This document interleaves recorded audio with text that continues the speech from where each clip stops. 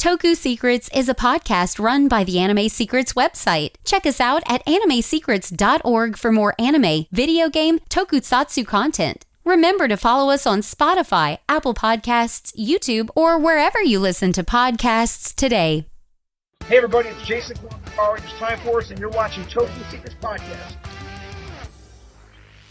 Welcome to Toku Secrets. Join us as we journey into the marvelous world of Super Sentai, Kamen Rider, Power Rangers, and many other tokusatsu. Get ready for the adventure of a lifetime. It's Morphin time! Link to the Morphin Quest. I'm Nathan Desai, the dazzling adventurer, Boken Silver. I'm Patrick Allen, I'm Shinken Red. And I'm Ridwan Merchant, Gokai Red. And I'm Anthony Davis, also known as Curie Green. And we're Toku Secrets. Hey everyone, welcome to the Toku Secrets podcast presented by animesecrets.org. And today, at long last, we have the whole crew on here today. We are wrapping up Timeranger. We've come a long way, and today, as promised, we are going to be taking a look at the last 4 case files for the show, which encompass the entire in-game story arc. So, we got a lot to talk about because we're not just reviewing that, but we're giving our overall thoughts on Timeranger as well. And now we're not going to be done with Timeranger after this because we are going to be, next we're going to be doing a Time Force review, the full season, and then we're going to be doing our Versus special. But we'll get to those when we get to it. So we got a lot to talk about, so let's just jump in. I'm going to do a brief recap on everything that happened because, we covered like 13 episodes last, so a lot happened. So first off, we have Tatsuya and Yuri. They have, they're continuing to, have their relationship develop, especially after Tatsuya saved Yuri from an assassin that was trying to kill her. Domon and Honami began a relationship. She realized that he was actually Time Yellow when he saved her from a bomb almost exploding. The other Time Rangers discovered ISA's condition when they were trying to, stop a crisis of a Londar spreading disease all over the place. And they tried to get him to quit, but he refused because, he wants to keep fighting to give him hope for the future. But the big thing is that Captain Ryuya, he arrived in the 20th century. He released Gian from the Londar's prison. He was previously deactivated by Dorniro and locked up. And a new time pulse appeared, and Gian unleashed this powerful robot known as the G-Zord. And Ryuya also revealed, himself to the Time Rangers and revealed that every moment up to that point was scripted in history, and he took over as Time Red so that they could, to try and stop the G-Zord. But the Time Rangers, they basically revolted against him, saying, like, we want to save the future in our own way. And they forced Tatsuya to take back Time Red's mantle. And then with the G-Zord defeated, Ryuya returned to the 30th century, warning the Time Rangers to do so because something known as the Great Disappearance is going to happen, which will destroy most of the world. But they're like, nah, we want to stay here and bring back Dorniro. And also Naoto continues to be this power-hungry guy by basically he discovered that they're from the 30th century and used this information to leverage the Defense Department and declare an emergency that gives him full control over the City Guardians because Naoto's going to Naoto. And that's quite a bit. So done with that recap. So we're going to take a look at each of these episodes individually, especially this first one, since, it's not as connected to, all these things are connected, but this one can probably be talked about by itself. So we have case file 47, The End of the Dawn, where the Time Rangers are trying to investigate the City Guardians headquarters because there was a rock from the G-Zord's engine that was recovered, and they send it to Taku. And while the Time Rangers are busy battling Gian's latest robot called Crisis, Dorniro comes out and he actually tries to kill Gian. because he knows what because he wants to stop the Great Disappearance too. Because if there's no world, there's no money for him to, for him to make. And Yuri sees him, and she goes after him, trying to arrest him. Which results in Gian fleeing, and Doniro goes after him. And while Naoto destroys the crisis with the V-Rex, because remember, Ryuya is not sending them the time jets anymore because, I've already saved the 20th century. And you guys need to remember Captain Ryuya, because there's going to be a lot of stuff to talk about. Anthony is really mad at this guy, so when we get to the last episode, so yeah, don't worry, Anthony, there's going to be a moment where I'm going to take the chain off, and you're going to be able to say whatever it is you need to say. So Doniro corners Gian, but he hesitates to shoot, and that allows Gian to shoot him down. And, Doniro's dying. He reveals to the Time Rangers that Gian is going to start the Great Disappearance. He gives them access to the remaining prisoners they had in Unfrozen. But Yuri gets, incredibly torn up because he's like, no, you can't die because I need to arrest you because you killed my parents. And then Doniro was like, I killed your parents? Honestly, I didn't remember that. And she breaks down crying after Doniro dies, but Tatsuya tells her, hey, you pursued him to the end, and you should be proud of that. So, that pretty emotional stuff. And then the episode ends with, so Doniro's gone, Great Disappearance is about to begin. Leela, that's Nadira's counterpart. I didn't mention her in the last podcast because she hasn't really done anything. She escapes to go somewhere safe, and she's never going to be seen again. And the episode ends with Taku discovering that the recovered rock from the G-Zord is actually one of the crystals that powers the V-Rex, the Lambda 2000, one of those crystals. So that wraps this up. So I just spoke for a good 5 minutes. Anybody want to give their thoughts on this episode? One thing I want to bring up mostly is that they've kind of been it's clear that Yuri's had her own motivation throughout this whole series. And in Time Force, it was a lot more obvious. It was that Jen wanted to rip Ransk a new butthole for everything that he did to her in the future, putting it very bluntly. And I was expecting there to be a lot more to this. Man, this payoff was so underwhelming. It was just, no, I want to be the one to bring. I want to be the one to bring him in. I don't want anyone else to do. I want to be. That's it. That's what we got out of this. Are you kidding me?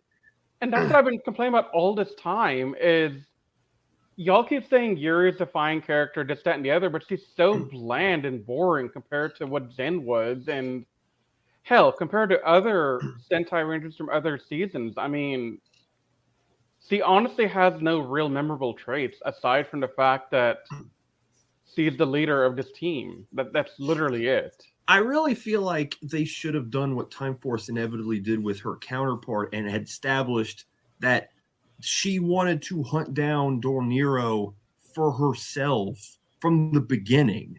There was no reason to hang on to that little bit of character motivation until literally when it was too late. Patrick, I'm glad you're saying all this, because when I was watching this episode, I was like, wait, did I miss something in the earlier episodes? Exactly what I was thinking too. I stopped watching. I went through all of Nathan's outlines looking for any sign of this that I might have overlooked, I might have missed. I couldn't find anything. Yeah. So yes, it's very underwhelming. And honestly, if they hadn't had this plot at the end, I might rank her higher. But Nazi's lost points in my book. I'm sorry. Yeah, this does, especially in comparison to her Power Rangers counterpart, put her significantly below. Dude, yeah. I am so spoiled by Jen and West. Yeah. So am I. I think we'll get to him later. I think Tatsuya doesn't suffer as bad as Yuri does in comparison to his counterpart. But Yuri's the weakest link in my book right now. I'm saying that right now for the ranking going forward, Nate. That's my weakest link. Yeah. Because no, Tatsuya has some good stuff later, but we'll get there when we get there. Yeah, we'll get there. But Yeah, I think. Yeah, originally I thought it was good, but the more I think about it, and keep in mind when I thought it was good, it was when I watched this originally. But looking at this now, after having seen it already, I can kind of agree. I mean, I don't think she's as weak, but I do agree that they should have probably in the Yuri centric episodes instead of giving us one episode where she feels intimidated by that beauty monster or the whole assassin thing. At least acknowledge that she wants to go after Dornero or something. Well, the funny thing is that they actually had an episode to establish that. Remember all the way back in what was it, episode? What it was in the first 10 episodes or something. I think it was right? It was 4 or 5. I can't remember. Yeah, where she had that story where she remembered that her family had a hit put out on her by Dornero, and she said that was why she wanted to go after him. She could have said in that very episode, I want to be the one to put him away to avenge my parents on my own terms, and then use that as motivation for her throughout the season. And it problem solved. Mentioned it once or twice. That's all they had to do. It's a couple of extra pieces of dialogue. We don't need a rewrite. We just need a couple of lines here and there saying, screw Dornero, he killed my family, I will take him in. Yeah, but we don't get that. And then it actually would have made this moment hit a little bit harder too, because you could have seen that that drive for her all season long, and then when she finally gets the chance to do it, he dies and she feels like she failed. Yeah. It would have hit harder. A lot harder. It doesn't hit at all. I don't feel anything for her. I get hit a little bit, but I do understand the flaws. You're a what? He's a what? You're a sap, though. Oh, look at the sap. What does that mean? It means you're hit easier by these emotional moments than the rest of us. For those listening to this, you can't see us because we're all on face cam. When Riz said that, Nathan turned and looked at the camera like he was offended or something. He's like, I wasn't offended. I was just confused. That's all. I know, but you had this look of. What did you say? No, Patrick. He had this look of, you wait till you get back to Atlanta. You wait till you get back to Atlanta. You'll see what's good. No, Nathan, it's not a bad thing. It's just you are more easily influenced with the emotional stuff. You have a softer heart than the rest of us. I would still put Yuri. I still think that she has, and maybe this is also because, unfortunately, and I say this as someone who's finished the entire show era, there's not that many interesting Sentai pinks out there. I would still put her in my top 5, but at this point, she's definitely lower than Boken Pink, although she was already lower than Boken Pink for me. And I would honestly rank her behind Mako from Shinkenger now. So, yes. And I am. Yeah. Yeah. But yeah, I get it. She's definitely not on par with Jen. I'm not going to say that. It's not even about being on par with Jen anymore. I'm not even comparing her to Jen right now. I'm just asking for good writing. Yeah, this seems like it was neat because when they started holding back details, I thought there was going to be some big twist at the end that would have said that her motivation was tied to something a little bit more grandiose or something, but just feel I don't know. That's what I'm saying. I was expecting some kind of. I don't know what you'd be expecting because honestly, when this was going on in the episode, I didn't expect anything. I was I'm talking about watching throughout the season that it felt like they were holding some information on her back. I didn't get that impression though. And the longer it went on, I was expecting there to be something more to her. And then this dropped, and I'm like, that was it? But that's the thing is, I think I got let down earlier by her, and I didn't have any reason to expect anything out of her after the first 10 episodes. So I had a lower threshold for my rating of her to begin with. I wasn't expecting anything what we're going to see in a couple of episodes with another character that was moment, but I was still expecting it to be more than something that we're sitting here saying should have been established 40 episodes ago. Yeah. Well, I think what happened with the writers here, they got halfway through the season and they realized they hadn't done anything with Yuri. So they start putting together her love story, and then they're at the end, they're like, the love story is not enough. We need something heavier. Let's make this thing. And I'm just like, you could have thought about this 40 episodes. Yeah, and seeing how this is more or less the ending to her character arc, I guess. Yeah. It really feels like, given her role in the story or her position in the story, she was severely mishandled. And terribly mishandled. I mean, I'm happy that Saban handled the pink a lot better and gave us somebody badass like Jen. Because that's what they tried to do with Yuri, but they failed epically to even come near that standard. She has a stern personality. She takes control when she needs to. She clearly has, a personal vendetta with somebody, but it just didn't feel as fleshed out because that was one of the things. That's one of the things that makes Jen so good. Episode 1, she wants to, mess up Rancic, and it was just her thing throughout the whole show. And even though she didn't ultimately kill him, she did get a proper resolution that had. She brought him in. Yeah, she brought him in. She promised she would do it. So, and she did. Yeah, and there's the difference is that we had a season-long journey of watching her go through her emotions with this one goal in mind, and then it comes to fruition, and it's effective, but it's just so flat here. And I know I'm repeating my points, but it's just like the more you talk about it, no, you got to hit it home hard. Yeah, it becomes more apparent that it almost feels like, for a character who probably should have had a bigger role in the story, she was an afterthought. And I mean, it sucks because she was poised to be the leader. Yeah. And I mean, honestly, she's written as a leader, but she's not given as many opportunities to really do leader things, if that makes sense. And especially compared to 2 other Sentai that I've watched where they've had leaders who were non-reds. Yeah. Ninja White and Mega Black had plenty of moments to really establish themselves as deep characters with... Huh?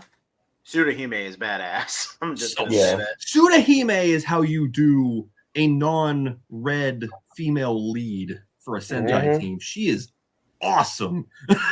Most definitely. Kaku Ranger is going to be so much fun when we take a look at that. Oh, I can't wait. But yeah, but Tsurahime is my girl. Like, I'm just gonna say, I love that girl. But what do we want to give 47 out of 10 guys? 47 out of 10 guys. I'll still give it an 8 because something we've been talking about one point here, but I do want to say this. This was a very good way to send Don Dornero out. Yeah. I actually liked how they closed off his role in the story here. Yeah. Because I remember last podcast or 2 podcasts ago when I brought up the idea that I thought that Dornero felt like he was eventually going to not necessarily turn good, but maybe ride this line between, like, he would at least sort of team up with them to deal with Gian, in his own way. Yeah. And that's kind of what happened. And when he shows his moral compass is that when he needs to, he can do something good, it kills him. And that's actually kind of depressing. Yeah. Yeah. So I think this episode really did redeem Dornero for me, like, especially with what he did, some of the things he did in the last batch of episodes with, like, his backstory and his connection to Gian and everything. I think he was redeemed as a character for me. He's not a bad character. I like him as a character. Mm-hmm. I still dislike him as a villain. Yeah, that's why I was saying. That's why I was using character. Yeah, that's why I was using the term character and not villain. Yeah, but to finish up my point, he had no qualities of being like a real villain. Like, I don't want to compare him to Rancic, but he had no real motivation to be evil. He just wanted some money. I mean, he's just like a 30th crime boss. That's all he was, really. Yeah. So I never really saw him as a villain. I was like, this is so weak. But I'm glad they did something with his character to make him more interesting, because I was kind of scared that they would leave him boring and just kind of there to fill the gap. So I mean, I'll give it an 8 because I love how they closed out his story. Yeah, I'll give it 8 as well for that reason. I want to give it an 8 too, just on that. I'm sorry, I'm not giving this an 8. Okay. I'm going to give this like a 6. Darnero makes it a 6. Everything else, I was just frustrated. I don't blame you. Fair enough. Fair enough too. Yeah, I was like, fair enough. I was like, the Yuri stuff really drug it down for you, huh? Yeah. No, Yuri, but I've been saying this from the beginning. Yuri needs a lot of work, and she didn't get it. Yeah. So and this episode really does bring. Did it with Jin. Wait, what, Nate? At least Saban saw that Yuri needed work and did it with Jin. I mean, at least Saban did something right. Yeah. They gave us more than we bargained for with interest. Right.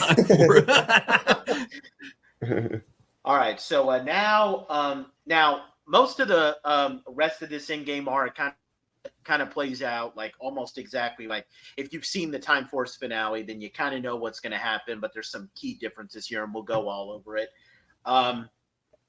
So like this is where the end of time. That's what the Time Force finale is called. Begins.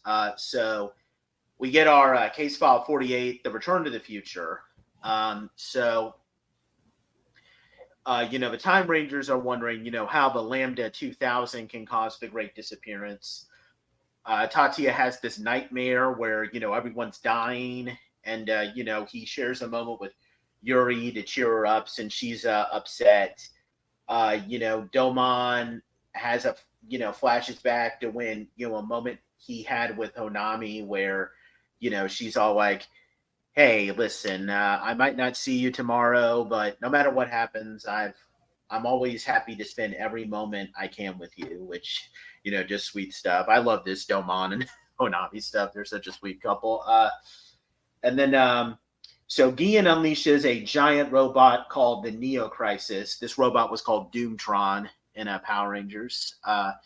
And Taku discovers at the same time that the Lambda 2000 crystals, they give off an energy that has slowly eaten away at the space-time continuum, which has led to this moment. So when Neo Crisis arrives, Naoto arrives, and he summons the V-Rex to battle, and that's what results in the Great Disappearance. All these vortexes and portals, they appear in the sky. They're sucking up buildings left and right. And Taku says the Lambda 2000s that are being used by these two robots are high density, and that's what's causing the Great Disappearance. And they're saying, Naoto, you got to call off the V-Rex. But he's like, no, I can't do that because then that'll leave the Neo Crisis free. Taku says, and then Taku also reveals, according to the historical records, Naoto, you're going to die today, which is big. With that, so there's no hope, and with all hope looking lost, Tatsuya lures the others to the time ship. He activates the autopilot and locks them inside. We get this big, moment where he's like, "Hey, if you stop the Great Disappearance, that could affect your futures. I'm gonna fight till the end because I want you guys to have I want you guys to still have your futures." And the other Time Rangers, they're crying, especially Yuri, and they disappear in the ship. And then the episode ends with, first, before it ends, Naoto's big power trip. Well, it's coming back to bite him in the butt because the City Guardians show up and they say that Wataru got the defense chief that he was, all buddy-buddy with fired.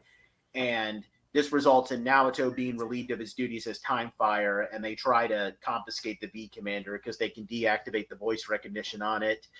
And Naoto flees. He gets severely injured, protecting a little girl from the Zenith. Then Tatsuya comes, and the episode ends with the Neo Crisis. The V-Rex has been defeated, so the Neo Crisis starts unleashing fire upon the city. And, Naoto and Tatsuya flee for their lives. So that wraps up this one. That wraps up what happens in this case file. What do we all think about this one, guys?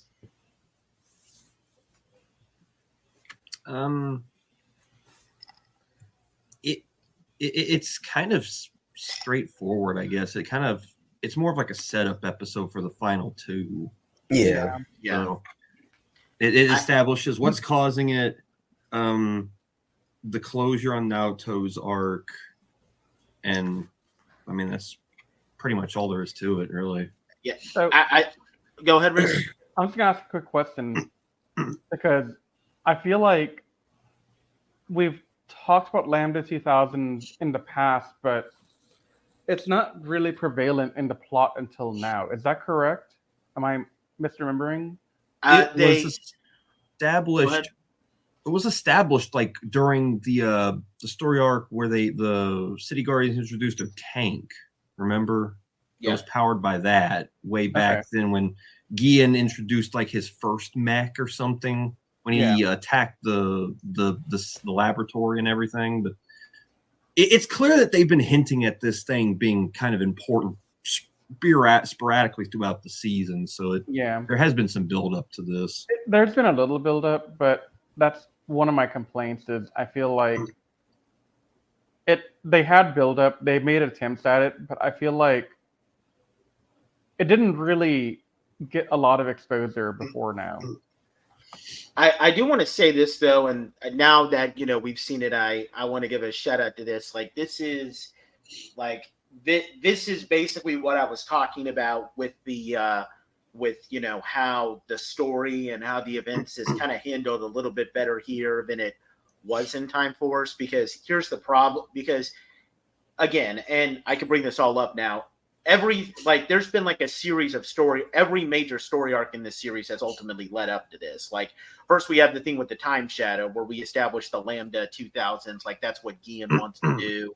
Then we have, Time Fire showing up, which was part of an experiment from Gian. Then we had the G-Zord, which establishes that like Gian wanted to get something from the G-Zord, and that ultimately is where he builds it here. And ultimately, this was Gian's in-game goal to like just screw over the space-time continuum and cause a lot of destruction. The issue that I have with the Time Force thing, and I've said this in all the other podcasts, and I could say it here, everything is just like an isolated incident. All of these things are just isolated incidents that aren't related, and there's very little explanation for how the vortexes are showing up in the sky when the Q-Rex is fighting Doomtron. Like, it's just, these two monsters are fighting, and they use the same power source, and that's somehow, through no explanation really, causing all these vortexes. Now, to be fair, they use as the explanation for why the main five Rangers can't summon their Megazord here, because the portals are like disrupting the system. Kudos to them for that, because it doesn't make sense for Alex to be a jerk and say, no, I'm not going to send you the Megazord. But so I'll give him kudos for that. But this is something that just happens with no build-up in the Time Force episode, and it's a very weak explanation on how the vortexes are appearing at all to begin with. Well, I think we talked about this. You can go, Anthony. I was gonna say was that I think you might probably agree with this one. I think what it is that they aren't really establishing too much about that, because the ultimate goal really is to stop Rancic. I do understand that yes, that the whole space-time continuum thing is important, and I'm not saying that it isn't. I think what it is that they're just Frax feels more or less like a sub boss before you get to the final boss, which is Rancic. Is probably why they kind of like put some of the stuff between him and the Rangers aside, and like the final battle ultimately goes to fighting against Rancic. I think that's probably what it is. I mean, like, like I said, you're not wrong for like, saying that it doesn't make sense that they didn't bring this up into finer details. I'm just saying that's probably what the writers were thinking of. We just want to get to the fight with Rancic. As we were ultimately wanting this is to get the final showdown with Rancic. Yeah, I get that. I get like the vortexes appearing has more of like significance to the plot in Time Ranger. I just kind of wish that like maybe like Circuit, like similar to what Taku says here, like Circuit could say like, oh, these triserium crystals, because that's what they're called in the Time Force. These triserium crystals, the more they're used, they give off this energy that like just slowly breaks away. Like, I mean, you could just give that explanation for Circuit, or like, because I mean, because it plays a huge part in it, and I get that, like, you know, like it just kind of happens, but I mean, it still plays a huge part in the whole plot of Time Force in the end of time. So, and again, I mean, I can agree with what you're saying, that like ultimately the final battle is meant to like stop Ransik. It's just, but it's still just kind of an issue that I always had. Like it always confused me when I was a kid too. Oh, we're gonna say, Patrick? It even goes back to something I was talking about a lot in the last batch of episodes during the ones where Ryuya came back, and it was that Timeranger does a really good job of, you know, showing and thoroughly explaining the cause and effect of things going on in the past affecting the future and everything. And that was always one of the biggest complaints with Time Force, is that stuff happened, but it never explained it properly. And even before watching Timeranger, and even going back to other people's like reviews about it, like I think we talked about it in our old like DigiRanger podcast years ago, and Linkara has even brought it up in his History of Power Rangers review of Time Force, is that things are never explained. That's always been like a universal complaint about Time Force's plot. So it's just, that's just, for some reason, they just never really wanted to like delve too much into it in that season's plot for whatever reason. And in hindsight, I don't know why. Maybe it's because you're right, Anthony. Maybe because here the objective wasn't necessarily to capture Darnero. That was Yuri's plan. That's what they thought their plan was. Yeah. And then that was flipped upside down when Ryu came back and said, well, actually, stop that thing. That big, random, yet to be seen robot. But in Time Force, that wasn't the case. You know, Ransik was the objective, like you said. And the whole time-altering thing was never... They kind of just adapted it because they had the footage for it and it was in the Timeranger script. You know, in hindsight. And you know what? I'll even argue, I'll add to this fact. I honestly think that because in Timeranger, we established that everything that happened up to a certain point was due to what's supposed to happen. It's supposed to happen the way it was. Yeah. Like, no, there was no time deviation or anything like that until, was it episode 3 when they were supposed to fight? They were supposed to fight one of the first criminals, and they were supposed to die at that point. That's when it deviated. But I think in Time Force, Ransik was always the one that caused all the stuff to happen. Him time traveling to the past caused, you know, everything that happened up to that point. The Ranma tank, the crystals being made early, the serum being made early. All these different things was the cause of Ransik. I think that's probably what the difference between Time Force and Timeranger is that one villain managed to cause a lot of deviation in the timeline, whereas Timeranger, it happens. So the flow of time happens the way it's supposed to happen because it's supposed to happen. But there was maybe some 2 or 3 deviations, but ultimately they were going the right direction. Well, I think, and we'll get to this in a little bit, Time Force's time deviations happen because of the villain. In Timeranger, it's almost like self-inflicted wounds by the entire Time Patrol. Yeah. And it's mainly Ryuma's hubris that causes the problem, really. Yeah, we'll get to that in a little bit. We'll get to that. But we'll get to that eventually. Yeah, no, Anthony will talk about that. We're going to sit back with popcorn because I'm excited. I think it was poorly handled in Time Force in hindsight because Ransik was the main objective, when in Timeranger, everything was building up to this time deviation, time collapse type of thing. But in Time Force, it seemed like a secondary after effect of the main point of the season. Yep. So it was a lot more poorly handled because it wasn't. But yeah. What do we want to give 48 out of a 10, guys? 6. I think I'm gonna go. Yeah. Yeah, I'm gonna go with a 6 too. Yeah, I think 6 is fine.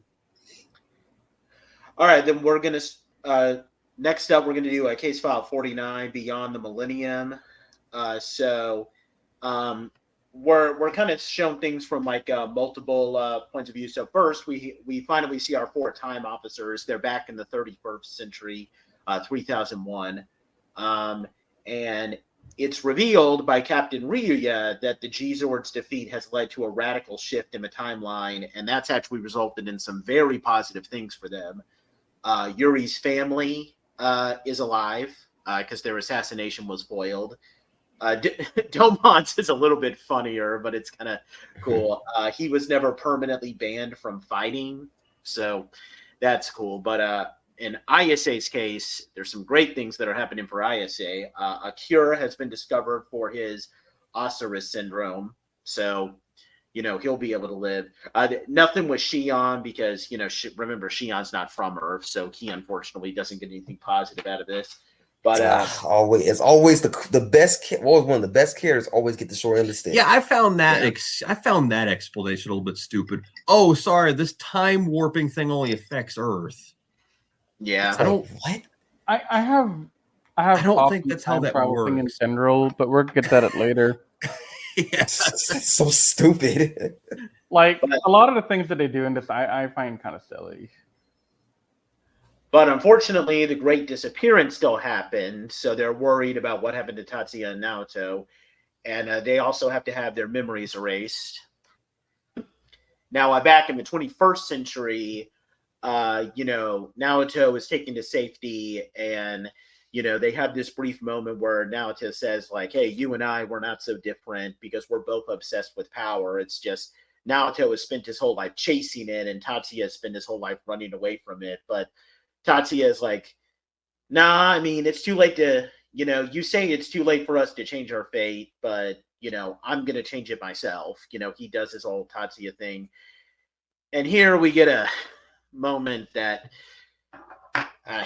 this is kind of insane how I'm going to describe this. So Tatsuya is fighting off Zenith, and Naoto leaves to the shelter because he's trying to catch the pet bird of the little girl that he saved before. And keep in mind, as Naoto is doing all this, Captain Ryuya is in a control room and he's inputting data. So keep in mind, everything that is about to happen, Captain Ryuya is directly responsible for this. So Captain Ryuya goes to the control room where he says that Naoto, the Time Fire and pilot of the V-Rex, he is going to die on the date. Now, the computer says, and it's very important because we're going to find out what happens in the next episode, the name of the pilot, Naoto, is incorrect, but Ryuya just, manually overrides it so that it's Naoto. And once he enters it, as Naoto is catching the bird, the Zenith walks up behind him and shoots him in the back. And then Tatsuya comes to Naoto a little bit later, and Naoto says that he needs to try to change his fate because it's too late for him, and he removes his V commander and gives it to Tatsuya, and Naoto dies. Before Anthony and Patrick go off, I gotta ask one question that'll lead to my own rant when Anthony's done, because I think that's where Anthony's gonna rant. I think he'll rant in the next episode. Let me. No. I'm gonna rant a little bit here, but also in the next episode. Okay. That's why. I just have to ask the question before Anthony goes off on this episode. Okay. Then, is the implication that the minute he types in that manual override entry, did that kill Naoto? I'm pretty sure. Okay. So when Anthony's done ranting, I have a rant of my own. But Anthony, I'm going to give it over to you, man. Patrick, you can talk later. Okay. I mean, that man did not have to die that way. I was like, are you freaking serious? Are you kidding me? Are you freaking kidding me? Like, this isn't really more as a rant toward Ryuga just yet. This is more or less a rant of how Naoto dies. This man literally fought tooth and nail to get the power that he had, only to ultimately just die because he wanted to save two birds. And no, I'm not saying him saving the two birds was bad, and I'm not saying that. But what I'm saying is that, like, yeah, he just so happened to see, oh, the two birds up there. I'm going, like, dude, you just got shot. You got shot a bunch of times. You're in the hospital. Stay your ass in the hospital. Like, what were you thinking, dude? You couldn't just ask somebody like, hey, could you help me get these birds or whatever? Like, something. And then the stupid freaking Zenith come out of nowhere? Like, where'd you come from? He's like, I'm just on patrol. Like, oh. I love how Fire. you were moving your arms like the, like He was doing the little dance that they do. Like, oh, Sorry, look at me. I love that little thing. Like, oh, time fire. Let me shoot him. And was there a reason you needed to shoot him? That you just wanted to shoot it because he was there? Like, You got killed by the can robots. How do you feel? I would have preferred, honestly, him just going out in a blaze of glory, like him go like. This is gonna sound pretty messed up, but if he had, remember, I think he's on top of the V-Rex. The V-Rex that time. I would for him to die that way, exploding to death and just going like, I would have been okay with him dying, like when he got injured when Tatsuya found him to begin with. Like, yeah, he got like blown to bits by the guys. Then, cool, he's dead. That's fine. It's a heroic death. Yeah, this was. I want to say it's just a weak ending for a great character. Yeah, and go ahead. No, go ahead. No, because I would say is that, like, I'm not gonna spoil anything by the way when I say this, but I have seen better Six Ranger deaths because there are not that many of them, but there are quite a few, and this is by far the weakest. And I've seen like maybe 4 or 5 Six Ranger deaths. This is the Mirai or weakest Naoto. I would say that he's definitely weaker than Barai's, honestly. I mean, and that's saying a lot. The best death is Abar Killer. Definitely. Yeah. I spoiled myself on that already. Oh, okay. Well, you already knew. Wait. When we did Gokaiger, was that basically counts as a spoiler for you, right? Because they did establish, because he established that he was already dead. So, but do you think it's okay? Go ahead. I watched the Abba Ranger death scene. Oh, okay. Go ahead. Do you think it's okay how Eric gets injured by only one Cyclobot? That was injured. That was more of the injury. But the fun fact, I'm glad you brought this up, Nate. They were going to actually kill off Eric at that moment, but they changed their mind at the last minute. They was like, "Nah, we'll let him live," because that was the point that he was supposed to die. Well, they filmed two. They filmed 2 versions. They filmed the one that they used, and then they filmed one where he died, and then they ran it past Fox, and then Fox says, "No, we don't want to." Fox Kids, I mean, they don't want to have the death scene. Yeah. So, and then they had to go and reshoot the whole final scene at the beach specifically just to include Eric. Yep.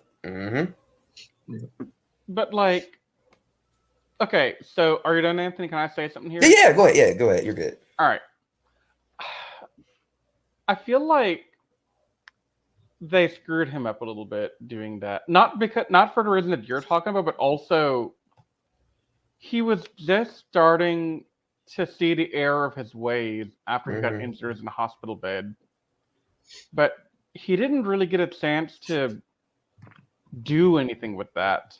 Yeah. Like, they had this big build-up, and I was expecting, okay, I know he's going to die. He'll probably die in episode 50 after he does something cool to kind of redeem himself. Like, maybe he and Tatsuya will go out and fight together or something, and that's where he dies. But no, he dies before he can really get that chance. And that kind of is a deterrent in his character story a little bit for me. Like, they had a chance to do something more with him, and they just chose to kill him. I think the way I kind of interpret it, and I see what you're saying, but I think what And to be fair, it's still bad that they're using him to try to, further Tatsuya's story arc. But I feel like the implication, especially with how, Tatsuya reacts to his death, is that, Naoto makes this big speech to Tatsuya about how our fates are written in stone and we're not, and there's no way we can change it. And Tatsuya, like, heroically says, no, I'm going to change it. And I think with Naoto, like, he wants to, he wanted to change everything, but his death is like ultimately a result of, like, ultimately his death is a result of the fact that he's been chasing power and just being an anti-hero and just kind of being a jerk, and to the point where by Naoto dying, they're kind of giving Tatsuya the message of like, well, what is the point of me trying to change my fate? Because at the end of the day, I can't escape it.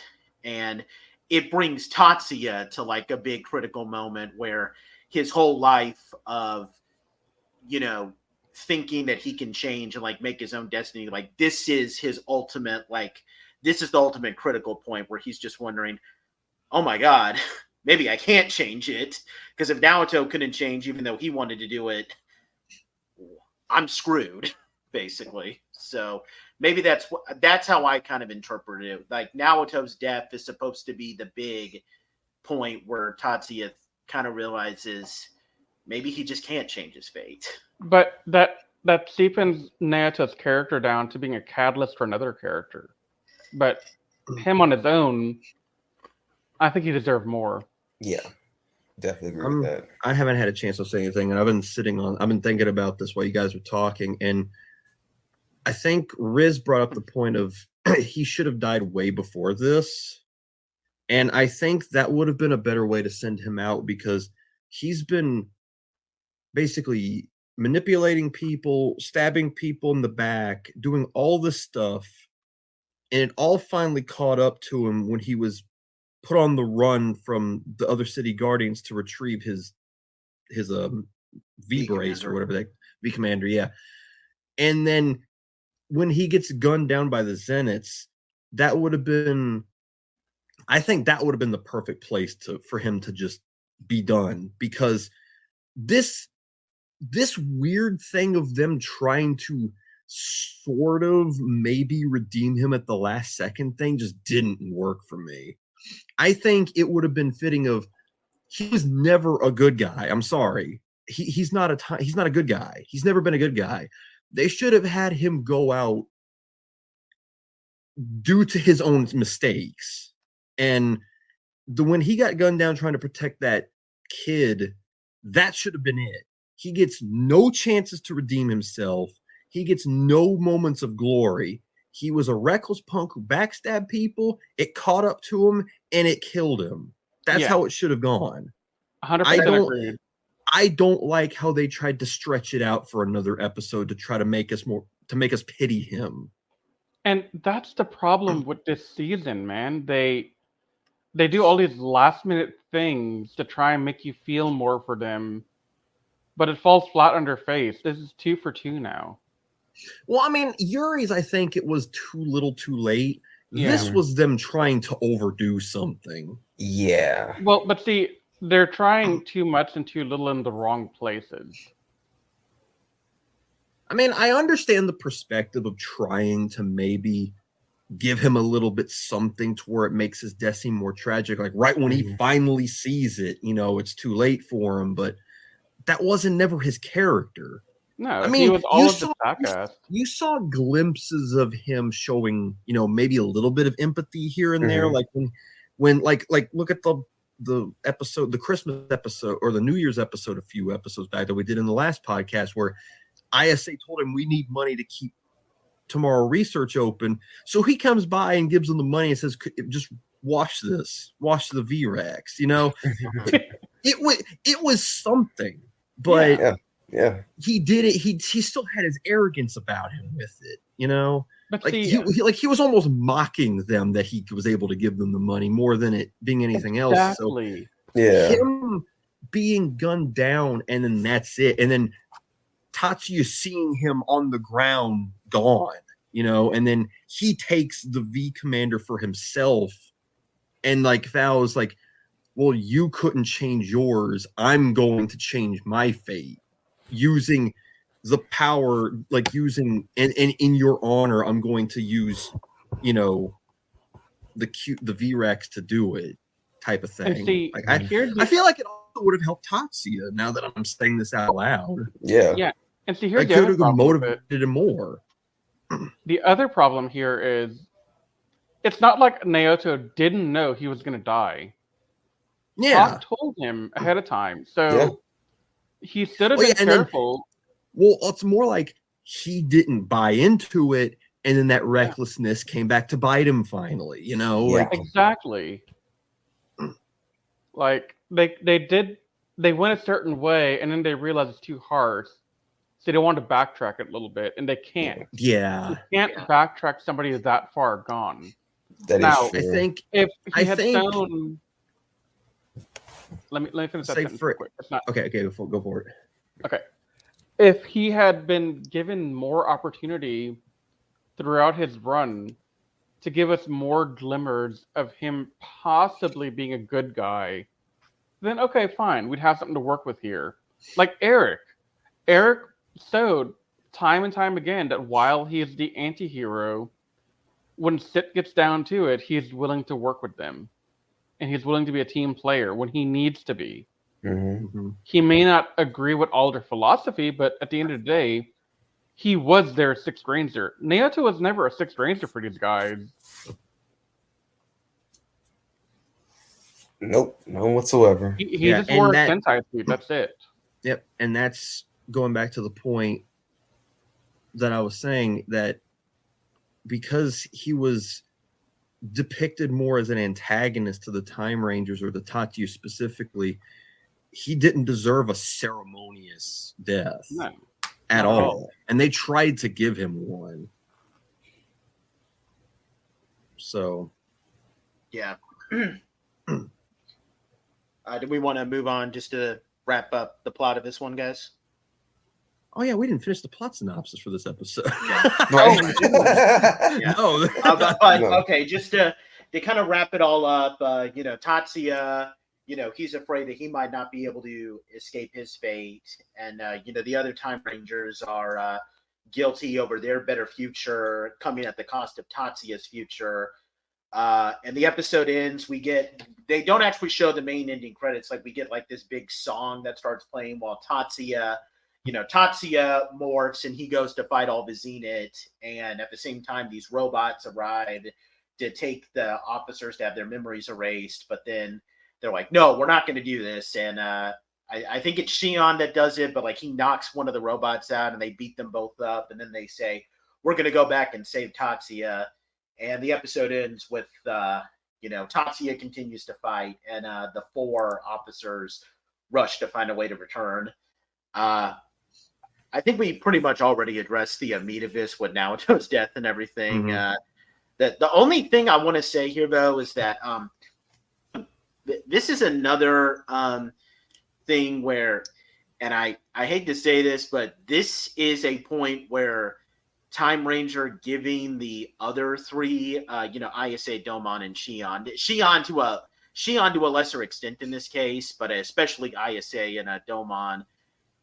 This is kind of where Time Ranger has the advantage, because the problem I have with Time Force's finale is that, like, them going back to help Tatsuya comes with some pretty major, consequences. Yeah, Like, sacrifices. Yeah. Yuri is sacrificing a future where her family is alive.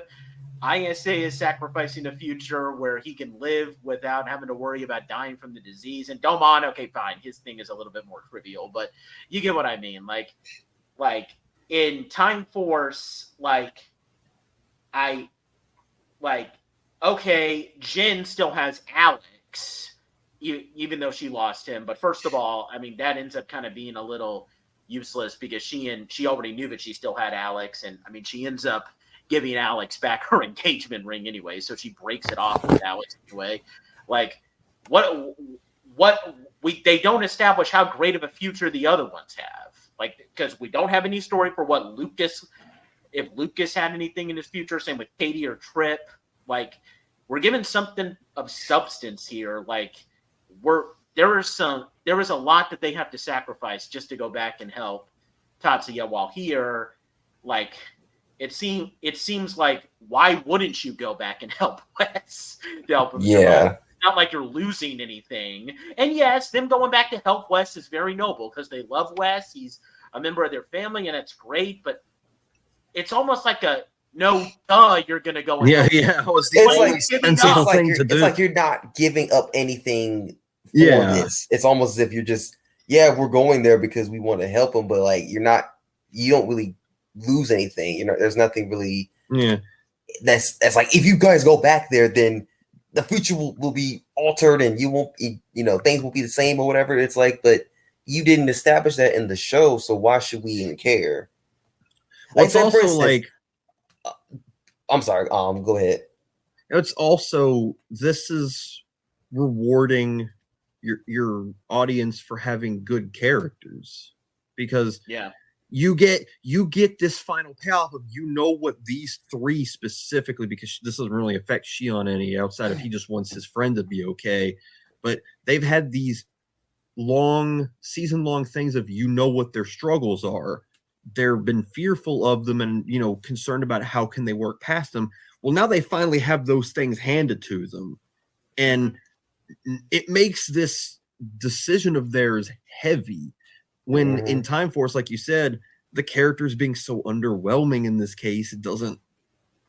And the only person who really was really affected by this is Jen, and like you said, she basically chose to screw over her own, hand off her own good outcome from this anyway. So, like, and I'll even add on to it real quick, because like, you could have had something more, especially with Katie, because Katie was the one who was fearful the most about changes the timeline because of her parents and her brother. What could have happened is that Katie's family, after them time traveling, they're gone. Like, poof, just dead. Or like just adapt the dead family arc that Yuri had, but give it to Katie. Yeah. But and with them traveling back to the present, due to Wes, taking them back there, all of a sudden, Katie has her family back. Her family's mom calling like, "Katie, are you okay?" Like, and then she's like, "Mom," like, that would have been very emotional for her. But here's the caveat: if they travel back to save Wes, she will lose her family all over again, and they're not coming back. There's no like, oh well, no. They're gone. If you travel back to time to save Wes at this time, you are going to lose your family for good this time. And I mean, I'm not sure what they could have done with Lucas. I mean, part of me just wants to say, I mean, you're already going pretty dark with Time Force, so just go ahead and adapt Isa's Osiris syndrome plot. Anyway. That kind of would have helped his character a lot for me, honestly. Yeah, like, again, like, this is a part, like, this is honestly the part where Time Ranger having three characters with like established motivation, some of them better than others, but like, it helps out, while with Time Force, Lucas, Katie, and Trip not being interesting characters kind of catches up with it here, and it just becomes did they even establish that Trip being Zybrian is, I mean, because I'm pretty sure there are other Zybrians out there, that he's not the last Zybrian on Earth or in the universe, really. It's just he just has to be an alien.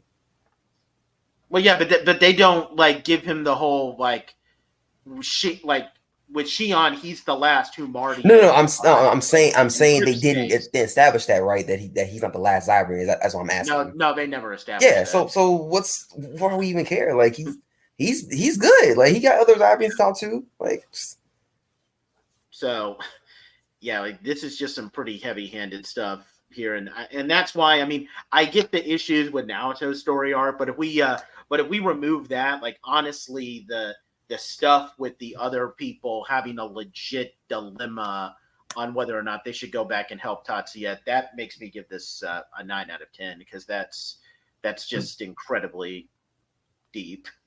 It's noble too, because like I said, they're giving up a lot to help him. Yeah.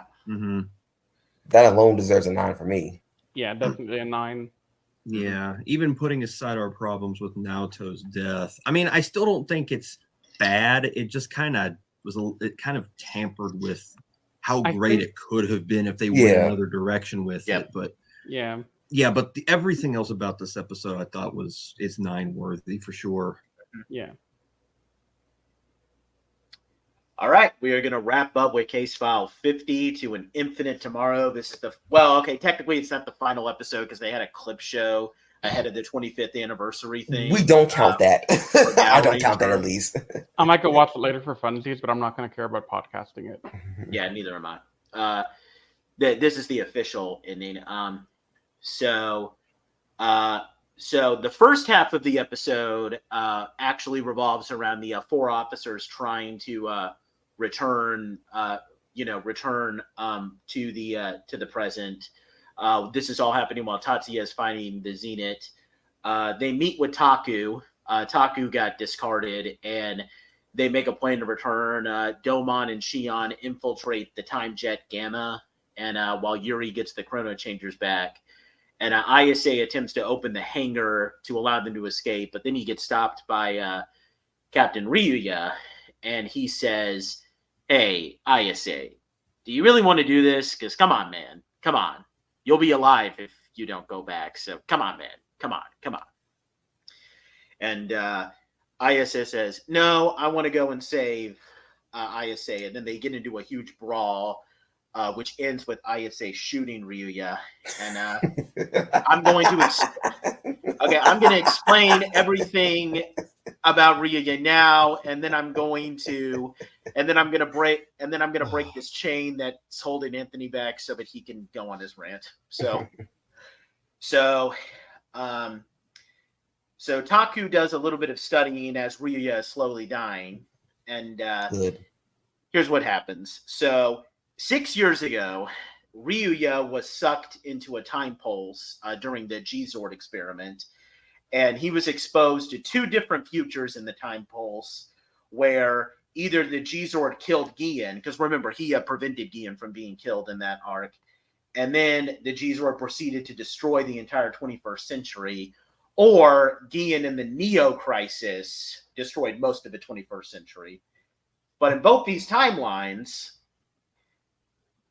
Ryuya was always Time Fire, and he was the V-Rex pilot, and he was going to die in all of this. So he intentionally hid the V-Rex, and he said, because remember, there was no data or information that Taku had on the V-Rex. Now we know, because he, intentionally hid all of it. And he set everything up for Naoto to become Time Fire in his place so that Naoto would die and not him. So in other words, a lot of everything that's just happened is that he was doing all this just to save his own butt. And, the Time Rangers tell him off for sacrificing someone else. And Ryuya is, just seeing them like, dang, I went through all this trouble to save my life, and I still ended up dying. And then he dies. Okay, chain's broken. Go ahead, Anthony. He's a little, you know what? Okay, you know what? Let me get comfortable. Let me get comfortable real quick. He revved up for that too. He leaned into the camera. The man is a freaking coward. You mean to tell me that another man had to die for you to live? It's like, oh well, I saw my future and I'm gonna die. You should have manned up. Like you did not fathom the cowardice of this man. This dude is such a freaking He's also a hypocrite. Yes, because he was going on about this is changing the time stream. We got to do that, and then he throws someone else into his position. Like what a loser. What a punk. Yeah, exactly. That's exactly what he is. He's a freaking loser. He's a punk. He deserved everything. You know what? The moment he freaking died, I laughed my butt off. I laughed. That's how much I was enjoying him dying. I was like, it's all no. This is literally what we were just talking about with Naoto. How he shouldn't have gotten an unceremonious, unceremonious death. That's what he got. It was satisfying. And that's satisfying. He got what he deserved. Definitely, most definitely. You know what, Riz? I actually understand why you hate John so much. I get it. These are two different characters, don't get me wrong, but I understand your hatred toward a certain Red, and I get it now. It's like, you know what? Yeah, I would wish everything bad to happen to this character and only this character. He can just die and go to all he wants to. I will literally, if he has one enemy, that enemy is me. If he has no enemies, then I'm dead. If he has a faction of enemies, I am one of them. Tell us how you really feel. I will say, if I'm going to rate Anthony's rant in terms of Riz ranting, I'm going to give you an 8 out of 10. Oh, that's fair. Okay. But yeah, I'm not even done yet. No. I'm not even done yet. Sweet Lord. Okay. All right, let's see it. And also the fact that instead of just accepting what you were going through, is like, you know what? I'm gonna die anyway. I'm at least gonna die, like trying to be like the best person I could be. No, what you do, you sit up here and you let Gian live, or keep preventing him. That's the thing that pisses me off the most. He was preventing the death or defeat of Gian, not for the benefit of the future. He did it for himself. Doesn't it piss me off even worse? You sit up here and you helping the ops. Ops for other people you don't know. Ops is just a short term for like opposition or opponent. It's a term that people use like nowadays. Is like to Are we describe. really that lazy that we can't say the full word? That's how it is today, and that's the lingo. Darn kids.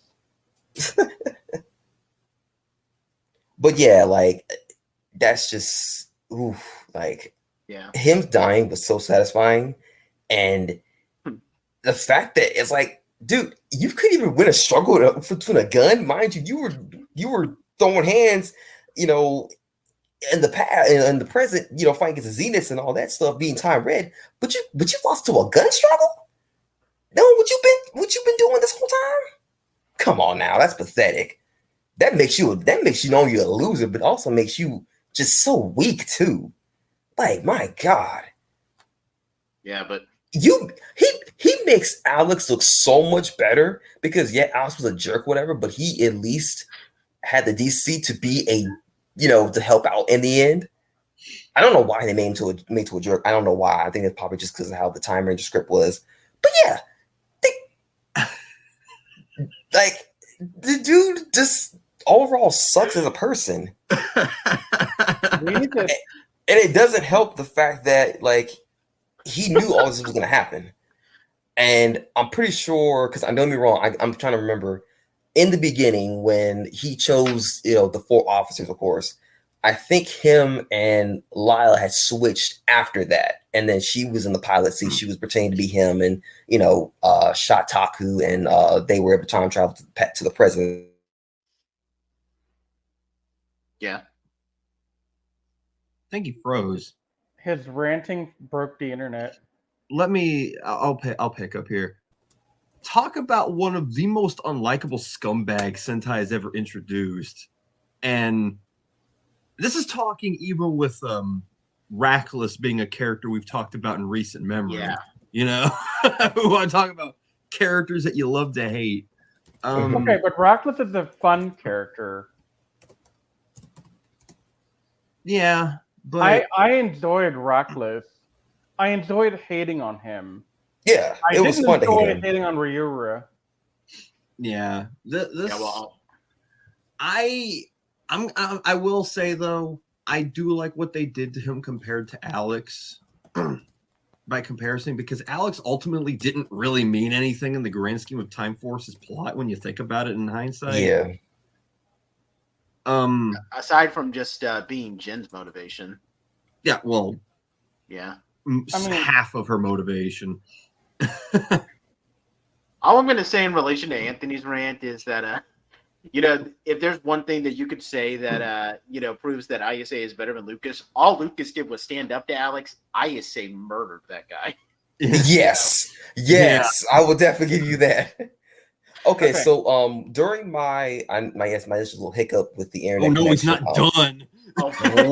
what is all that you heard so far from me? You were talking about Lila like disguising herself as Captain Ryuya or something like that. Oh yeah, was that accurate, right? So it was Ryuga. He chose the four time range initially, and then after that, they will. I guess he had to have known they switched and she pretended to be him, right? Well, that was part of the history. They established that So he knew about that too. So it's like now he just letting people take his identity too. That's just another thing to hate. Yes, I consent to this identity theft. Right. With you. I can get a list, y'all. Don't make things this wrong with this character. You've said enough. We get it. Yeah, no, you're good. I'm joking. You're good. I said what I need to say. I'm satisfied. Now it's my turn, right? Yeah, you go ahead. Take the floor, man. Oh, okay. Take the floor. I have a rant. Go ahead. It's related to Anthony's rant, but it's different. Anthony ranted about the character. I'm going to rant about the damn timeline and the time travel science here. Because it makes no freaking sense to me. Guess what? Time travel stories always have this problem. No. Okay. Most time travel stories follow the simple rules of Back to the Future or Terminator. Where in Back to the Future, when you go back in time, you don't go back into your time. You go into like an alternate universe time because any action you take once you travel back in time creates the alternate universe. Now, the Dragon Ball approach. Correct. Yep. Now, when you do the Terminator thing, you travel back into your own time and you just change the future, no big deal. They didn't do either one. Yeah, they did their own thing, yeah. They did something different and it made no sense. Like, they don't even follow their own rules. So, literally, this guy, Ryura, whatever, he doesn't even deserve to be given a proper name. Trash is what. No, he's hot garbage. No, he's hot garbage. He's not hot garbage. Hot garbage is somebody else. Well, I'm calling hot garbage, so that's just me. He is I will call Scum hot Master. garbage. He is Scum Master. Scum Master. Scum trash. That sounds like a product you use to clean your bathtub. Scum Master. Scum Master. But okay, let's do a recap here. First, he sends them all back in time with the intent of saving himself, right? Mm-hmm. Yep. But it's already predetermined that he's going to die because he died. So nothing he did mattered. He just got someone else killed. He got someone else killed in the process. And he claims to only have seen 2 possible outcomes. But guess what? They didn't take either option. They took a third one where this sensory is fine, that sensory is fine. ISA still gets the cure. The only person who gets any heartbreak is my man Domon. Because my man Domon had to leave his sweet little honey behind in the 20th century. Mm-hmm. But literally, there are no consequences. Like, I know we all love ISA, but I wouldn't have minded if the sacrifice he made going back in time meant the cure didn't exist anymore when he went back. Right. But they took all the best possible outcomes, gave no repercussions for anything except Naoto dying, which in the grand scheme of things, nobody but his mama cared. Dang, bro. I mean, who cared?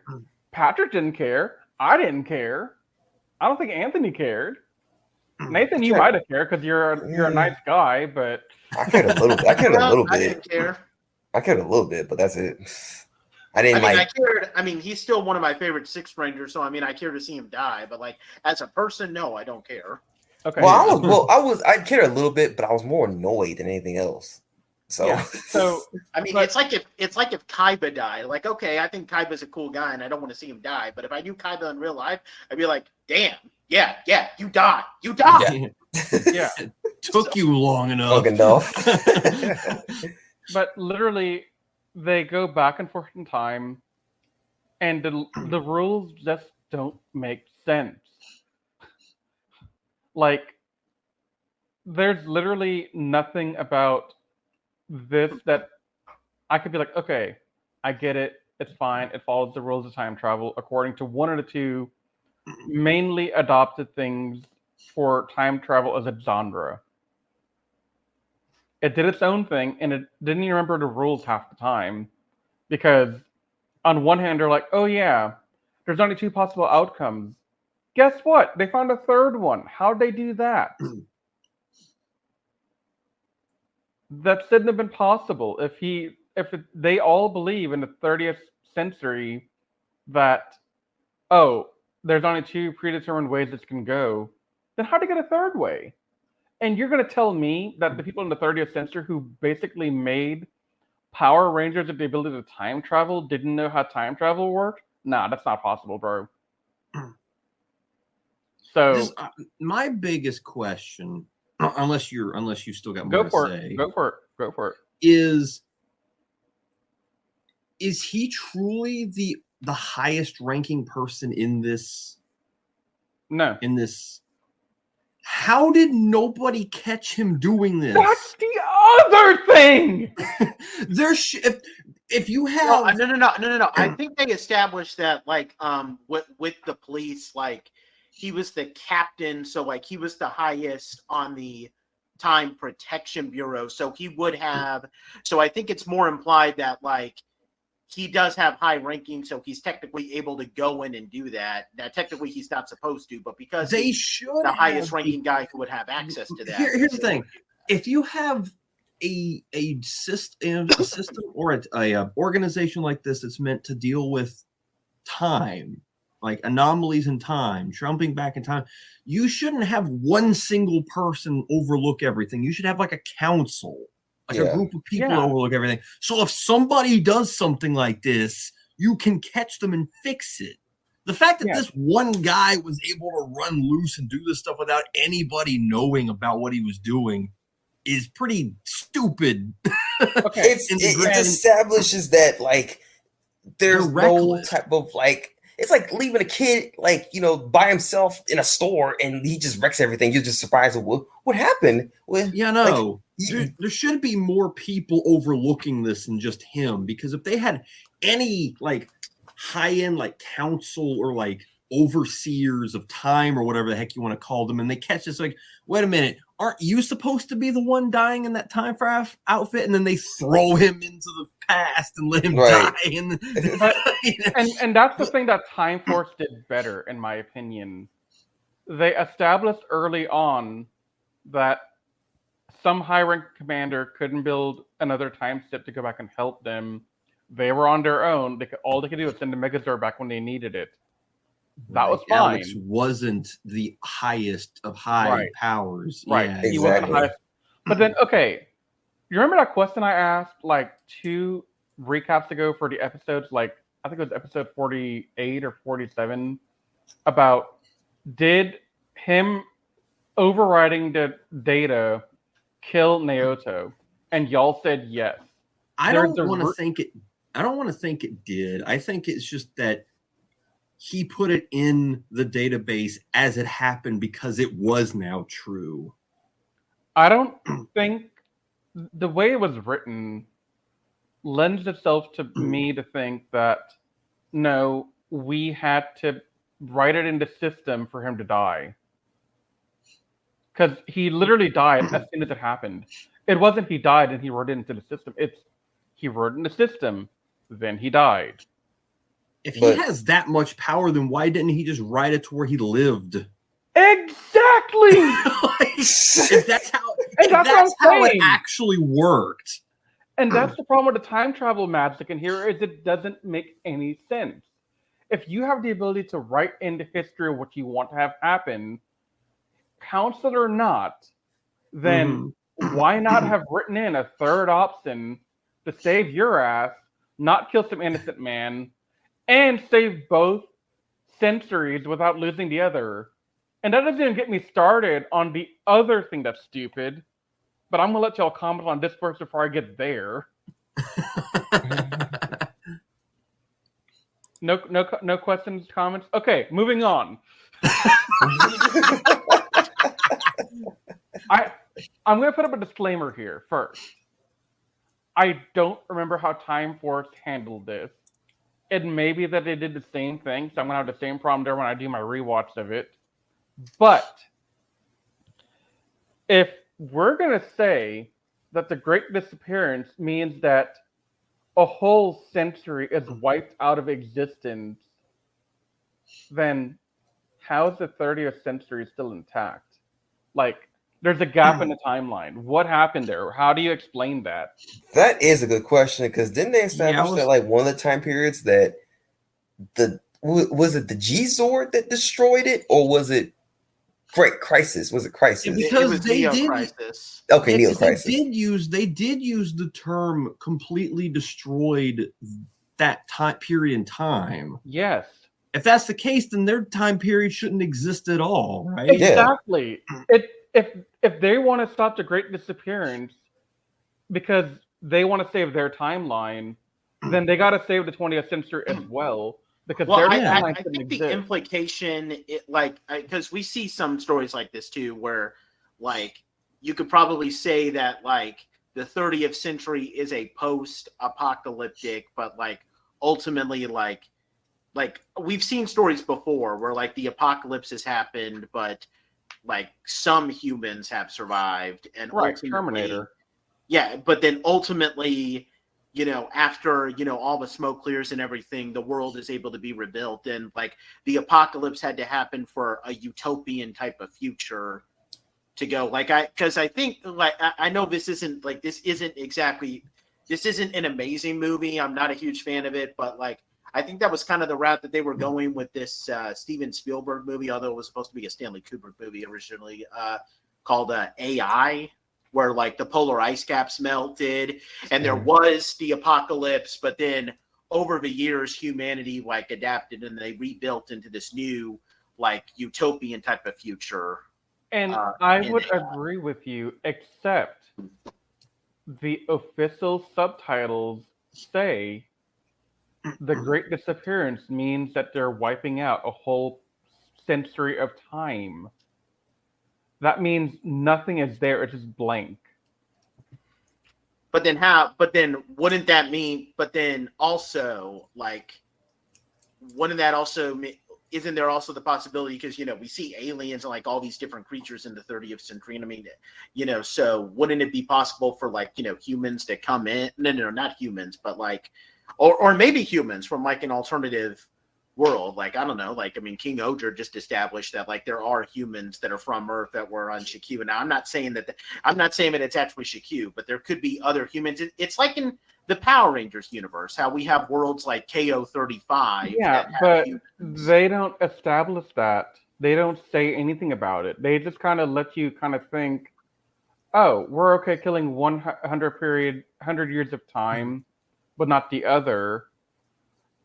What you're doing is you're trying to rationalize what doesn't exist in the continuity. I guess, and I mean, this was also, I mean, it's kind of weakly explained in like in Time Force, how like apparently like Wes saved the city, but he also died, which is weird. Like, I mean, wouldn't he have like? I mean, if he died, then like who would be able to like stop Frax and everything? But like, so if he died, how did Alex exist? That's what I'm saying. Yeah, and same should be for Ryuya, because aren't they, ancestor to, That's what I'm saying. I mean, admittedly, the thing that always bugged me with Time Force is that like you're letting Eric and Wes keep their Ranger powers when they're supposed to be made like thousands of years later. Like that always bothered me. No, it bothered me too, but I understand that a little bit more. Well, we can talk about that when we get to the end. When we get to the verses, we can talk about it.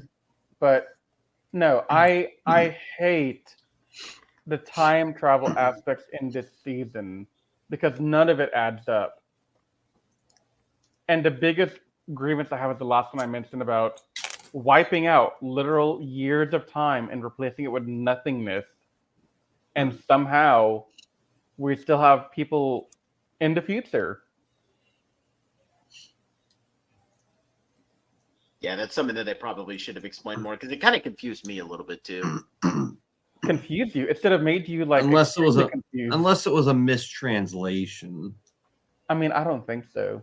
But I looked at different places for this. But anyway, you guys want to move on with the remainder of let's keep the going. second half? Yeah. Okay. So Taku activates the time jet and they escape. They arrive in the 21st century. And just as the Great Disappearance begins, the other Time Raiders arrive and they use Time Jet Gamma to blow Neo Crisis away and damage it to kind of take it out of commission for a little bit. Then the Time Rangers show up and they destroy all the remaining Zenith, and then they vow that they're going to fight with Tatsuya to save the 21st century. And they formulate this plan to use the DV Defender to transform the V-Rex's Lambda 2000 crystal into a Zeta 3. That's a crystal from the 30th century. And that'll give it enough power to neutralize the Lambda 2000 and stop the Great Disappearance. The other four find out that Naoto has died because Tatsu reveals he has the V Commander, and they mourn his death. While Shion is adjusting the DV Defender, we get a really big moment where, kind of a sad moment that honestly, like I've watched this moment several times even before I watched Time Ranger, but it still kind of makes me cry even as this happens. Domon sees Honami. She's among the civilians trying to find shelter, and they get together and first they start joking around like, hey, how you doing and all that, and then they're like, wow, this is really the last time we're going to see each other. And then they start crying. It's God, Delmon, I feel so sorry for this guy. So then Gian arrives back with the Neo Crisis, and they transform one last time, and they execute their plan to perfection. They take down the Neo Crisis, and Gian calls out for De Niro as his body vanishes. And with that, the 21st century has been saved, with the Great Disappearance having stopped, and a portal opens up to take the four officers home. Tatsuya bids farewell to all of them. Shion tells Tatsuya he enjoyed fighting with him. Domon asks him to check on Honami for him from time to time. ISS says, don't worry, I'm going to live no matter what. And then if you've seen the last Time Force episode, you'll know how this is. Tatsuya laments that he was never honest with Yuri, and they admit that they love each other, and they hug each other, although this is this is the same problem I have with the Time Force episode. Why didn't these people freaking kiss? God. Why didn't they kiss in Time Force either? And they had no excuse here because, I mean, like, it's literally Tensai allows them to kiss. So what was the excuse? I mean, I agree with I agree with Ankar in this Time Force review. Like, when he plays up the scene where like Wes and Jin are hugging, Linkara says, "Kiss, you idiots!" Like, I agree. Same thing. Andros should have kissed Ashley before he went up to the dark. Yeah, exactly. And I'm not trying to badmouth in Space or Time Force. I love them, but those two things just a minor nitpick. It's that stupid thing, like, oh, well, I don't think kids will like them kissing or whatever. Like, dude, shut up. Who cares? You want to know what makes that point even more stupid? Tommy and Kimberly kissed in Mighty Morphin. Yes. So, Also, you're going to tell me the parents of the kids that are watching this never see their parents kiss? Don't look. Don't look, little Donnie. We're gonna kiss now. These people really think that we're just that. I don't want to say like stupid, but like they think we're that oblivious when it comes to that type of thing. I mean, Tori gave Cam a kiss on the cheek in Ninja Storm. Just saying. Yeah. It was in one episode, but still. So yeah, and so everybody's gone home, and a year later, as the credits roll, Tatsuya resumes his normal life. Honami has a child who Tatsuya calls Domon Jr., although his real name is Mirai, as we'll find out in the Gokaiger tribute episode. Which honestly, that Gokaiger tribute episode is a lot more amazing after watching this. The credits roll, and Tatsuya's made amends with his dad, and he says he's going to accept the Asami name someday, but he still wants to live by his own values just as his dad did. Tatsuya runs into several people who look like his friends, including Naoto for some reason, which is weird. But and then he says, I'm going to continue to live for a brighter future. And that is how the series in Time Ranger ends. All I got to say is high five to my man Domon for getting a baby made. Sorry. Mm-hmm. Imagine. I got to say That's this. a time anomaly, by the way. I know. Yeah, exactly. Imagine being a baby mama and your baby daddy is in the future. That's a messed up way to avoid child support. You know. You Where's went the to get dad? milk and ended up he's- 1,000 years in the future. What Exactly. the freak? They get Mr. Domon, here's your bill. Fact child support. What? Oh, and we've added interest for every day that you're late on payment. Bring up like $1 million. Like A couple like that billion episode- dollars. It's like that episode of Futurama where Fry goes to empty his bank account. And he has like billions of dollars and he starts foaming at the mouth. Yeah. But all jokes aside, I mean, I know that it was just kind of minorly done here because, and to be fair, I mean, they didn't really have time because the credits were rolling. But I am so glad that they expanded upon that story briefly in the Gokaiger tribute episode because honestly, like seeing how Domon reacts to seeing his son at the end of that episode, like that is great. Yeah, because I do this thing where I go back and watch the Gokaiger episodes for seasons that I finish just as like a tradition. Dude, I had to take like 5 minutes to myself to get it out of my system after that final scene in that episode where Domon sat down looking at the picture. Killed me. Killed me. I have to go rewatch the tribute now. I forget some of what happened in there. Oh, you're not ready. You're not ready. Patch, I'm not ready for anything. Yeah.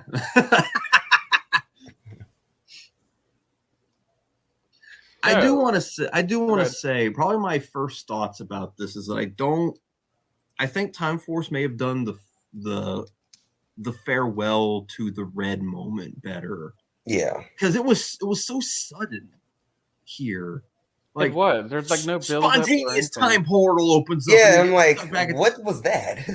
Yeah. I was like, what is going on? No, I like the way that they had like a ship ready for them and they could go back on their own terms. Yeah. It felt just better paced to me. Well, the fact that the portals appear just goes more into the time travel stuff didn't make sense in this continuity. Yeah.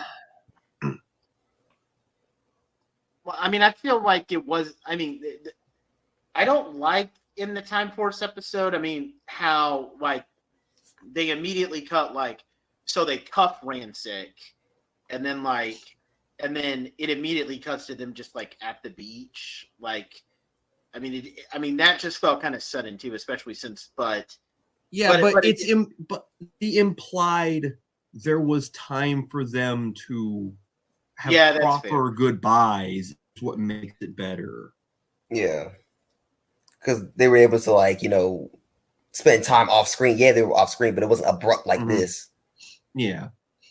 And one thing, and I don't know if this is something you're going to agree with me on, is I kind of wish Tatsuya did what Wes did and picked up as the head of the City Guardians. Yeah. Yeah. It would have made more sense. Yeah, because him just immediately like falling back saying, "Yeah, I'll take over my father's place in due time." That doesn't really feel like something he would do, given everything he's been through. Now, one question: did he still have the chronomorpher? That's something that they don't establish there. I mean, Yeah, I think he might still have it. I mean, maybe he does. I mean, he kind of has to because of what happens in Gokaiger. Oh yeah, okay. But there's nothing. I mean, I don't know. Like with Power Rangers, they're pretty tight. Well, okay, not tight, but like they do a pretty good job of establishing like well, at least until the Disney era where it gets kind of confusing. But at least up until the at least for the Saban era at this point, like they do a good job of establishing like who has their powers, whose powers have been lost. Yeah. Super Sentai in general, it's just kind of not there on. Yeah, because it was clear. It was clear that after Time Force ended, that Eric and Wes still had their morphers.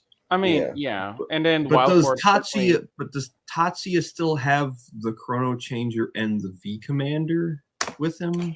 Because if he does, that V-Rex will come back to do another thing. Yeah. I mean, I would imagine the V-Rex went home. I'd assume that it got drugged back at the very least. Yeah. It had to. There's no way. I mean, I'd be okay with him keeping the powers, but not the V-Rex. Yeah. So, I guess my next question is, what do y'all think of this season as a whole?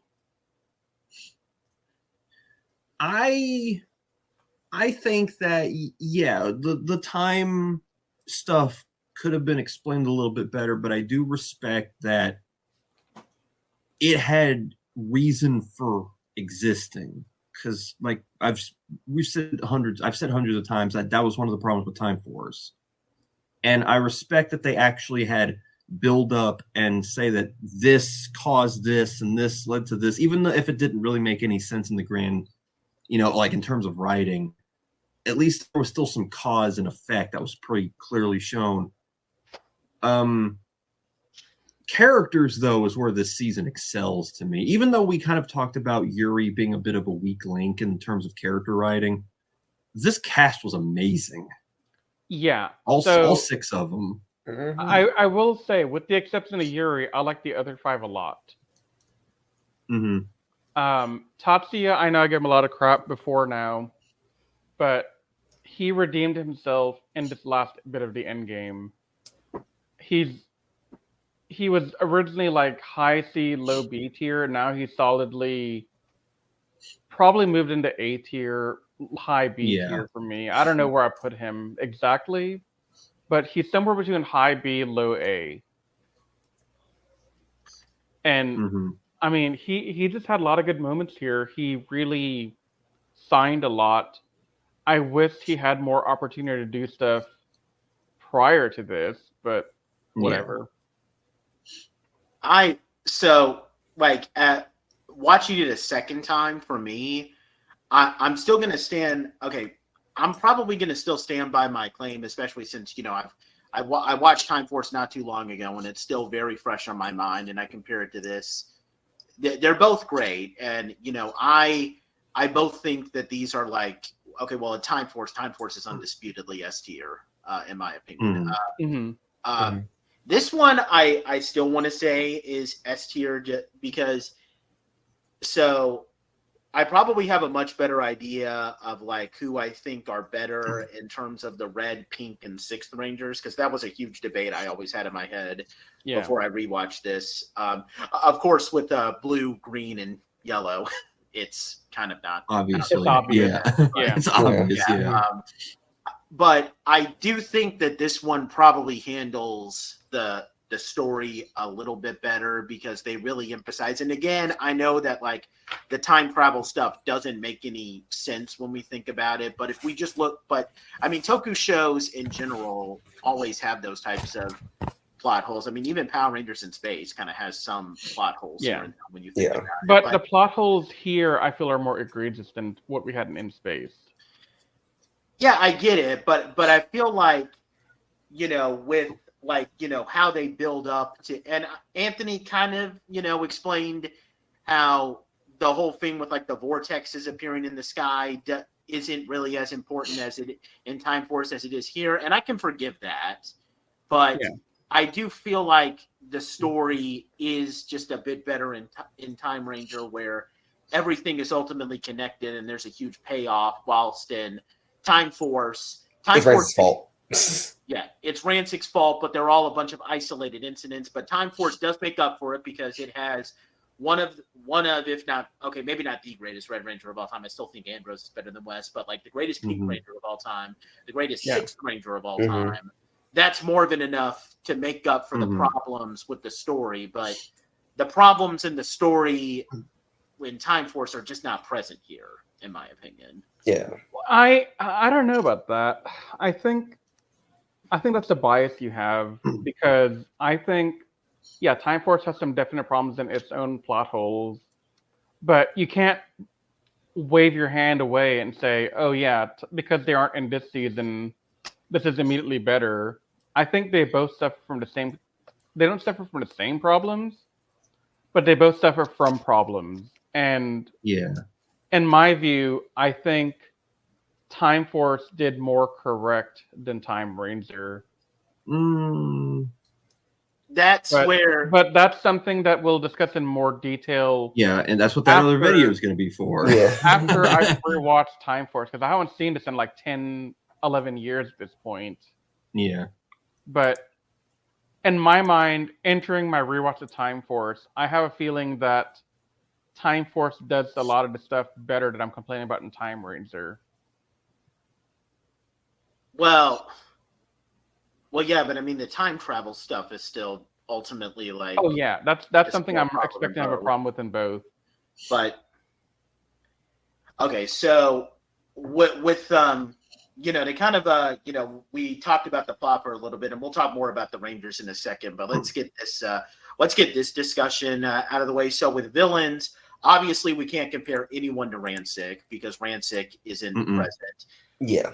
I think we can kind of agree, even though he's not really a villain. I mean, if we want to compare De Niro to Gluto, there's no comparison. It's going to be De Niro. Yeah, I do say I think we did talk about De Niro a little bit earlier in the episode where he died, but I do like him with his whole story in sight. Yeah, because he had a very unique role compared to other, I guess, antagonists. I'm going to use quotes around that word for this guy. Yeah, but his role was very unique, and it kind of made him an interesting character to follow. But Gian, on the other hand. Okay, before we talk about Gian, let's just get this conversation out of the way real quick. Do we want to, between Leela and Nadira, what do we say? Nadira's a better character. Yeah, I think Nadira is better, but I also think they're both kind of. Leela was just De Niro's like arm candy. That's all she was. Arm candy, gold digger. Nadira actually had a very interesting role because she was Rancic's daughter. Yeah, and there was some wholesomeness between them. But that's something we'll go into more detail in diverse review. Let's hold up on. Let's make a blanket thing here to not compare Time Force anymore. How would we? Okay, then how would we? Okay, instead of ranking, comparing him to Frax, since this guy is obviously the main villain, how would we compare Gian not to Frax, but if we compare him to like some of the big bad villains that we've had in the other Sentais that we've related, where would Gian rank there? I'm trying to think about that. That's a tough question. So we're talking about like Zed from Tokyuger, Dokoku from Dokoku kinda, I guess, from Shinkenger, Bosco. Yeah, Bosco. Since who are some other interesting villains? Well, pretty much the entirety of Jetman. Yeah, all the Jetman villains are fun. They're all better than him. I guess we could bring up Rio and Melee. I mean, they were fun villains. I will say, I think the majority of those characters, in my view, were more. They had a better threat factor than Gian did for the most part. Gien's threat factor didn't really become a problem until later on. Like that's when he started to really shine. But I think they spent too much time with Gien in the background, not really taking the reins of his operation and letting Donera kind of masquerade around like the big bot. Yeah. And I think that hurts is it a lot. Yeah. Yeah, I like when Gien does become the most prominent villain. He is kind of intimidating because he's an agent of just mass destruction, and that does make him scary. But like, he's the agent of chaos.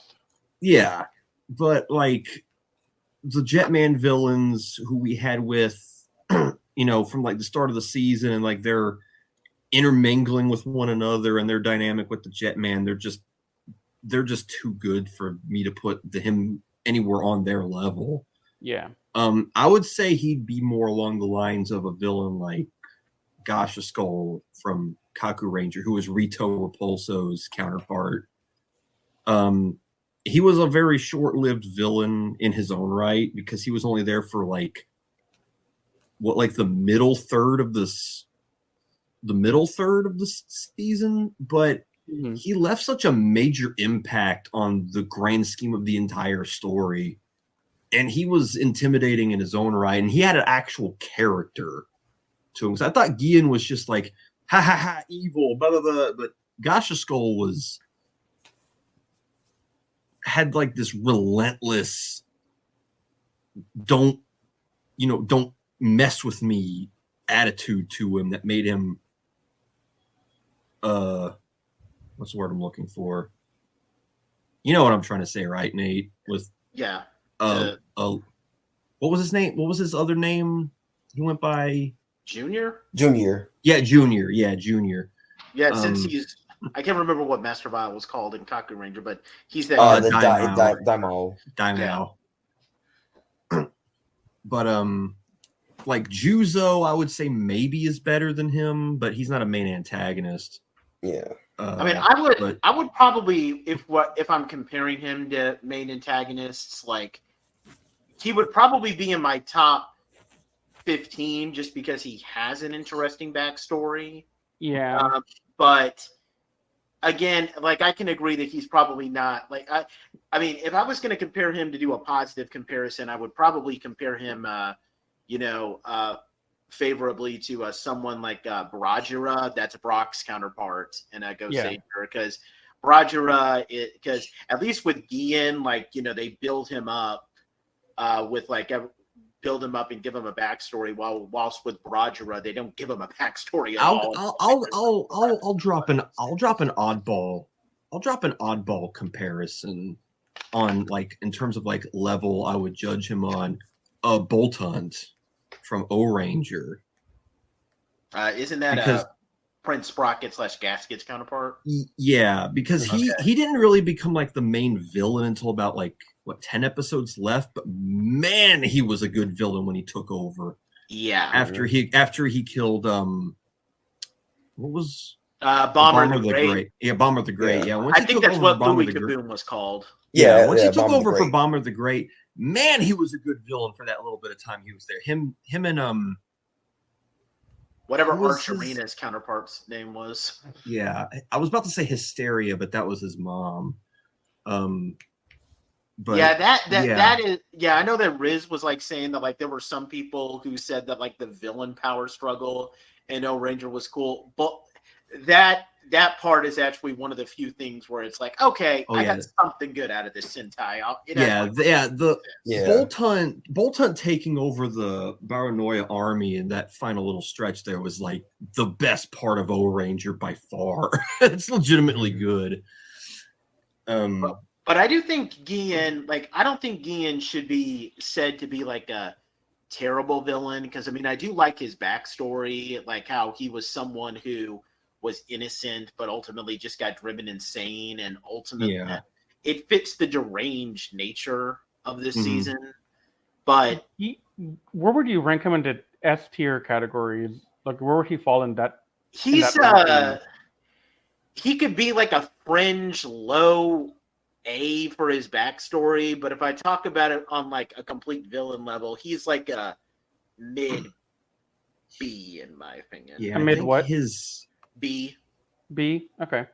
yeah. Yeah. So I think his longevity, as in he wasn't in the series as the main antagonist for very long, kind of holds him back a little bit, and he It is does. one note. And that's my major problem with the season is that we spend so little time with the main villain, and we kind of just get derped around with Darnero. Yeah. Mm-hmm. Yeah, I think Gian to me is like high C, low B, depending on how you look at it. Mm-hmm. Because I find his impact on the season very average, but his backstory makes him compelling enough to say that he might be B tier, but Mm-hmm. the impact makes him C tier.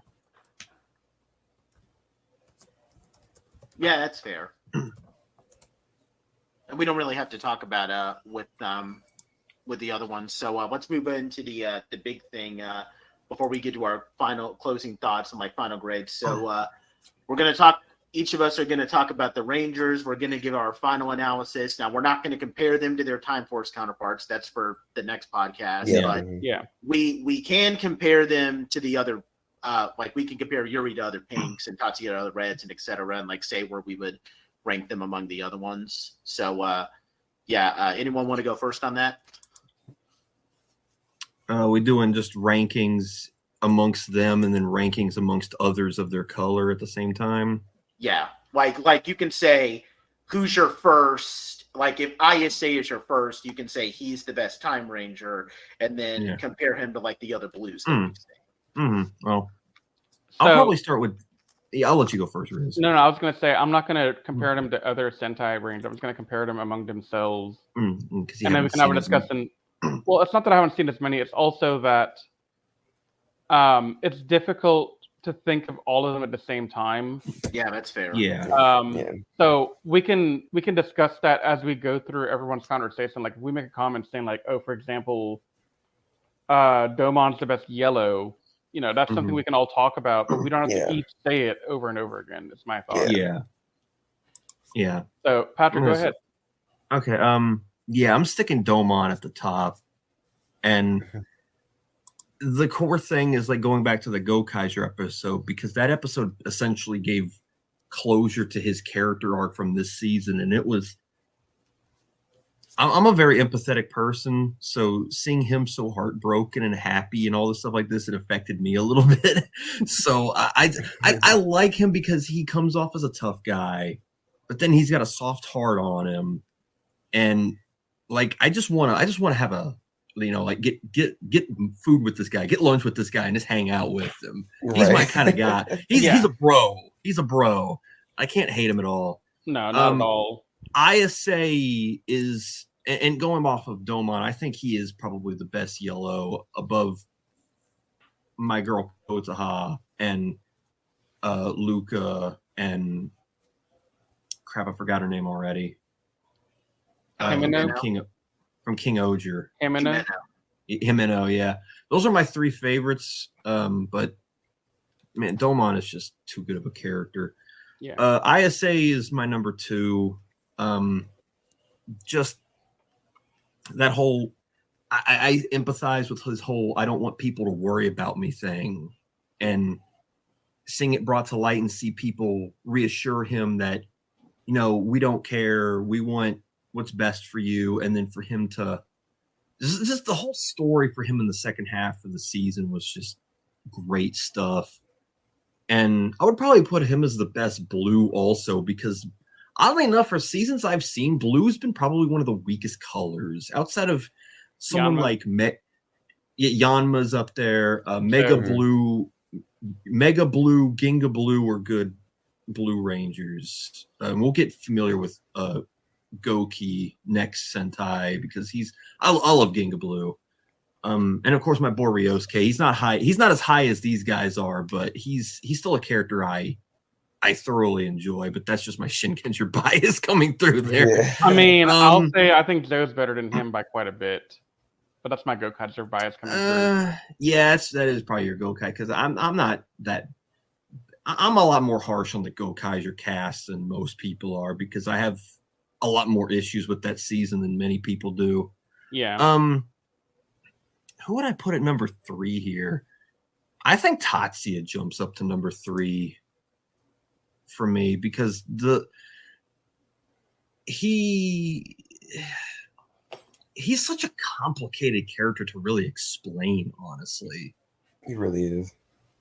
Because there's a lot going on with like his psyche, but the fact that he's very hard-headed and stern and forward thinking, he's not like what I complained about with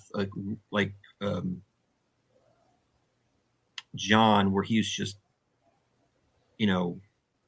hyper energetic to a fault. He's more hopeful than Sugar Rush, and I like that about him. I don't know where I would put him amongst other Reds. And then I'd probably put Naoto here. I think his death kind of soured his overall character for me a little bit. And then, man, between Yuri and Shion, I'd probably put Shion here and then Yuri at the bottom because we've already been over what it is about Yuri I don't particularly like. Yeah. It's just, and Shion's character is just, he there's nothing much to him. There's nothing wrong with him, but you just want to hang out with him and give him a hug. So right. Okay. Who wants to go next? I'll go next. Okay, go for it. Yeah, right. You already know Ice is number 1 because he killed that mother. Like.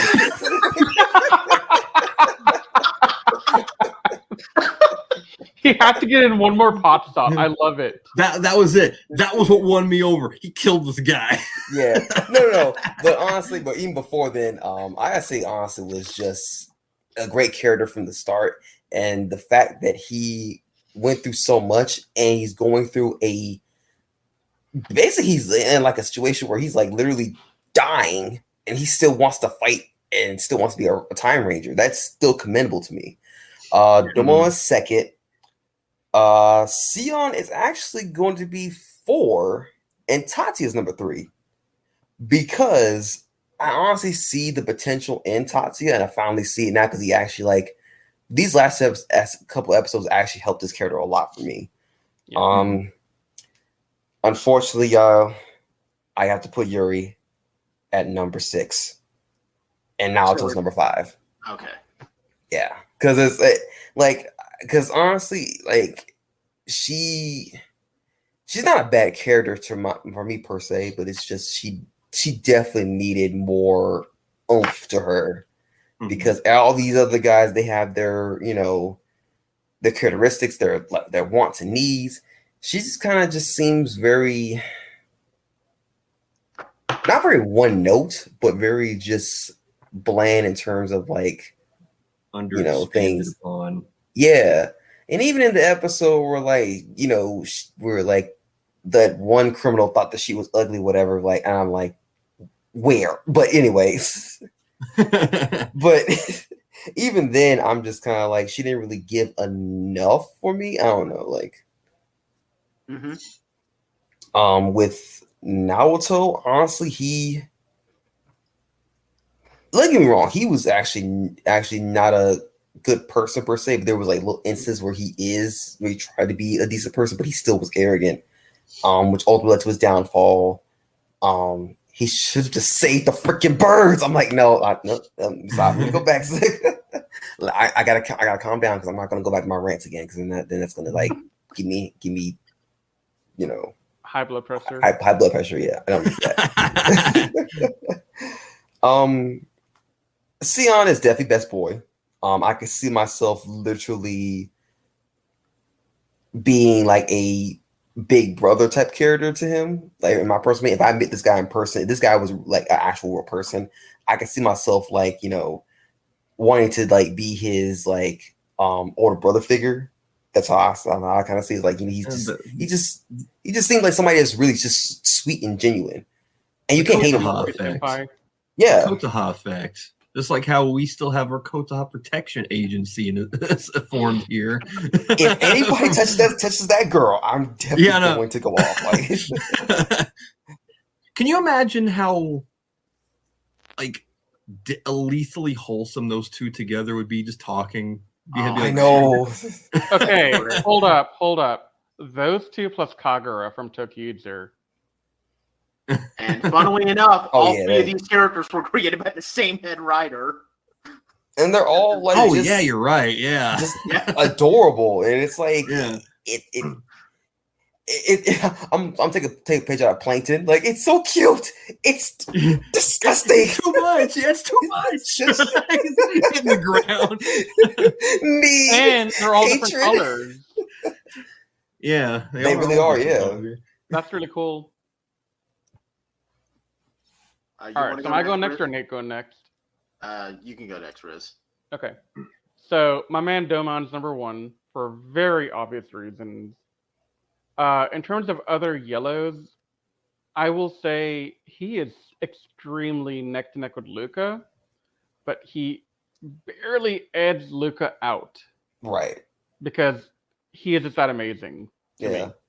And as someone who stains Luca, I honestly can't disagree with you on this. Yeah, so on the yellows, Domon, Luca, Himeno, and then obligatory Kotaha because Kotaha protects an agency. Yeah.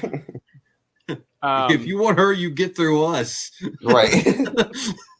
You mess with her, you mess with all of us. Exactly. My number two, I was debating this a lot, but I think ISA gets number two.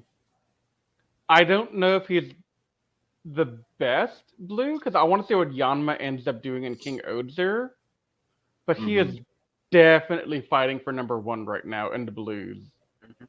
Him, Zoe, Yanma are all fantastic to me. Ryunosuke, I don't know what you're on about, Patrick. He's not that great. He's A told you, man. Shinken's by. No, I mean, hey, A is still good. Yeah. I'm just saying, good. He's not S tier, though. No, I said he's not on their level, but personally, I like him. Okay. Yeah, that's what I was saying. Because Shinken's bias. Yeah, I'll just say. So my 1 and 2 are very easy. Domon, ISA, case closed on that. That's easy. My number 3, I struggle with a lot because it's easy after this. Huh? It does, because I think Sion has been very consistent across the entire season. He's never missed a beat. He's had good moments all throughout. He's been extremely loyal. Like, he's the first one that wants to go running back to help as soon as he realizes where they are. Like, he is the most loyal person in the team, and he's so endearing. I'm forming a Sion Protection Agency now. So I think Sion's number 3. Tatsuya's number 4, not because he's a bad character, but because the other 3 I named are much better than him in terms of development and just consistency. But Tatsuya has grown a lot. He is honestly becoming a good red. I would put him like high B, low A, in my opinion, in terms of like the tiering. I'm not going to rank him with the others because he's nowhere near the likes of Marvelous and Takaru and Yamato. Those are my 3 favorite reds right now. Who's Yamato? Zeozer. Geo Eagle. Oh, Geo Eagle. Okay. Yeah. Yep. Yeah, I Yamato is a very simple red, but I love him nonetheless. Like, he just is my homeboy. I would even probably put Huh? Mega. I would just expanding on that. I'd probably put Mega Red and Ginga Red above him too. Yeah. What about Ninja Red? Sasuke? Because I have Ninja Red Sasuke, ahead of him, honestly. I think Sasuke is more on his level. Like, I would put them kind of interchangeable. He is a good red though, but so moving down the list, Naoto has dropped severely, in my opinion, because I think I had him ranked at number 2 for a while. But I just, after this finale, I just do not like him as much anymore. Like, he's a great anti-hero, but he's not that great overall. Like, he's cool, but he has nothing with the badass going for him, and that's not enough to make him a good character. Someone Naoto? Yeah. Mm-hmm. Okay. Yeah, I figured. Yeah, I agree with that. Like, I give Marvelous a huge, like, bump in his category for being a badass, but Marvelous has other things going for him outside of that. He's make also him very great. he's also very cartoonishly cocky. That right. It's Naoto is more of like a more realistic egotist, power hungry egotist. Well, Marvelous is just a cartoon character. Well, he's a cartoon character, but he has a lot of emotional depth to him that I don't know if he does really realize. No, he does. His ties to Aka Red and stuff was the Aka Red stuff, the Bosco line. Yeah, the Bosco stuff. Yeah.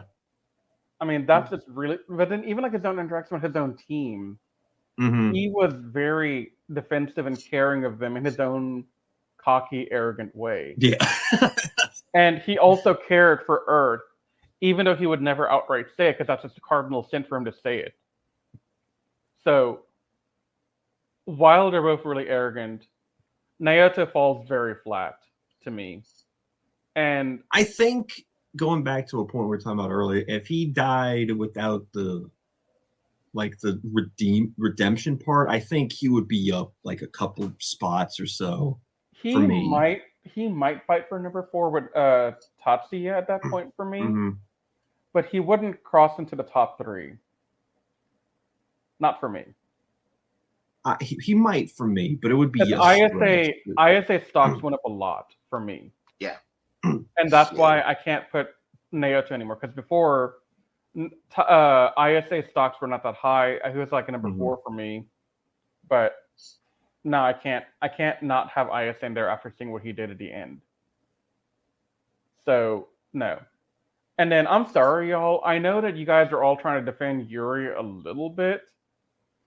I don't like her at all. Why do you think I put her at the bottom? At the bottom. Yeah, I mean, I still put her at the bottom too. No, but y'all put her at the bottom of the caveat that she's not bad, but she is bad. Like, she has very few things that are worth mentioning about her. And if I'm to put her in like a tier category, don't hate me, Nathan, but I think she's a D tier. I mean, fair enough. I mean, I see where you're coming from. I mean, I have weird rankings where I kind of do things. So, I mean, like, there's a lot of people who would probably call Boken Silver a C tier 6th Ranger, but I call him it's all subjective. And I mean, I get where you're coming from, and I see where it is. Yeah, but no, Yuri is literally, when I said the weakest link, she is the weakest link. She's a D tier character. Goodbye. She's literally a D tier character among 1 or 2 S tiers and a handful of A and B tiers. Like, yeah. She can't even get to C tier. That's kind of sad to me. And then, Nate, after this, do you want to go into like our final grade for the overall season, I assume? Yes. Okay. So go ahead, Nate. For me, I'm putting ISA at number 1. You know, I was telling you guys, before we got in here that, he's my favorite Blue Sentai Ranger. And I kind of, when, we were in the middle along with you guys, I was kind of questioning, is this guy really my favorite? But then at the end with his whole arc and everything that he does, I'm now like, yeah, dang right, he is my favorite. Nah, so, he's my favorite Blue also. Yeah, the only Blue Ranger I think that has any chance of potentially upstaging this guy is Yanma and King Oger. He could have a chance because Yanma's awesome. Yeah. But yeah, I mean, and Joe is on this guy's level, but not like maybe just like the length of like a razor, just below him. So it's like the length of a hair, you mean? Yeah, something like that. That's the saying. But just someone like that. And I mean, and I love Ginga Blue. Don't get me wrong, but he's a fun character. But I don't know. You guys will see him. Like it's kind of unfair to compare them both because they're very different types of characters. But I mean, Goki's only that high for me because he's like the most lovable dude ever. yeah, he's a So, lovable doofus. So yeah. I'm putting Domon next. So here's the thing. I'm technically putting Kotoha ahead of him for very selfish reasons, but I'll admit I respect it. But I'll admit behind, on a selfish thing, I'm like, yeah, Domon's better. Yeah, Domon's better. I have to. Look, we can be part of the Kotoha Protection Agency and admit people are better than her. It's okay. Yeah, I admit Domon is better. I mean, he's a fun guy. He's awesome. You just want to be friends with him. The guy, I liked him decently enough when I first watched this, but I absolutely love this guy now. So, I'm gonna put Shion at number 3 now, just kind of because I just want to extend a huge apology. Like when I first watched this, I always liked Shion. Don't get me wrong, but he was like a top 15 at best for me when I first watched this. Because remember, Riz, I was saying that he was the weak link going into this. Yeah. I want to say I'm completely You sorry. are so wrong. I was wrong. Wow. I don't know what I was like. Remember, Nathan, I told you after the first batch of 10 episodes, Nathan, what are you smoking? Yeah, he's... Because Theon stocks have always been high, and you sitting here telling me in the first 10 episodes before I watched them, oh, Theon's the weakest link. Everyone else is better than him. I'm like, no, he's not! Yeah. What are you talking about? He's in my top 5 greens. He's not S tier. The only S tier green I think so far is Chiaki from Shinkenger. Chiaki is S tier. He's the only guy that deserves to be there, but he's still top 5. I have him ranked. I would probably rank him obviously behind Chiaki. I would probably put. I think Ginga Green and maybe Maji Green deserve to be listed ahead of him. I would say that Hayato Ginga Green? Hayate. Yeah. Hayate, yeah, I would say he's on.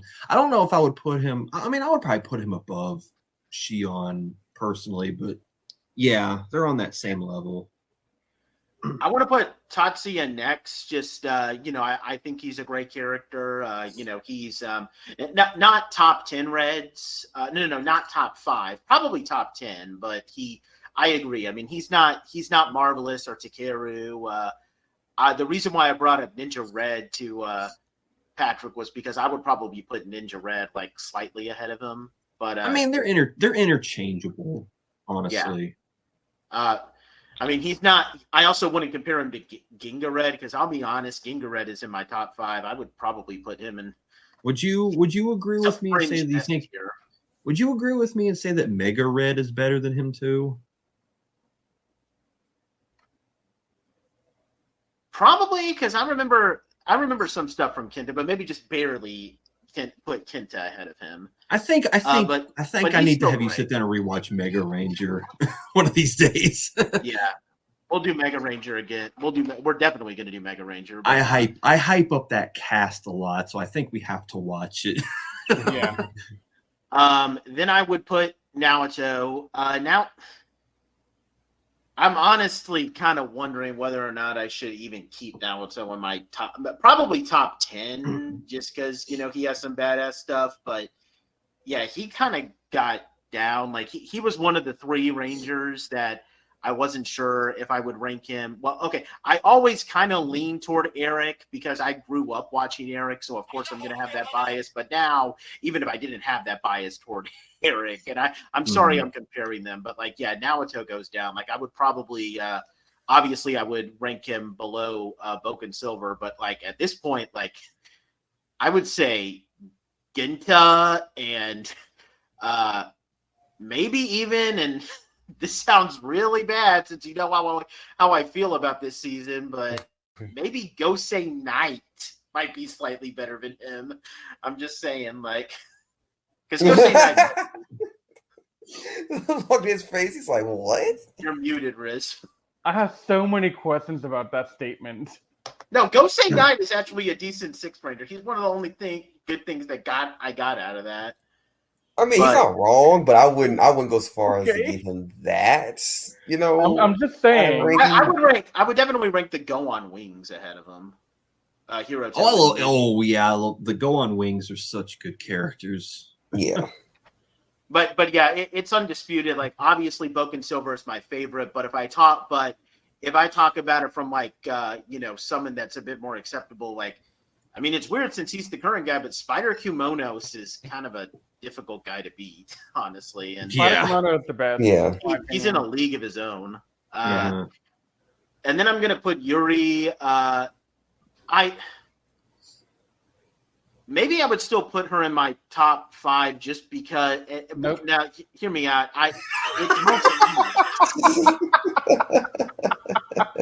So I would. She's gotten down a little bit. I would honestly say, I might be thinking about. I would keep her in my top 10, but maybe I would take her out of my top 5 and maybe replace her with maybe Ginga Pink. Honestly, because Ginga Pink is actually a pretty cool. Saya. Yeah, I like Saya.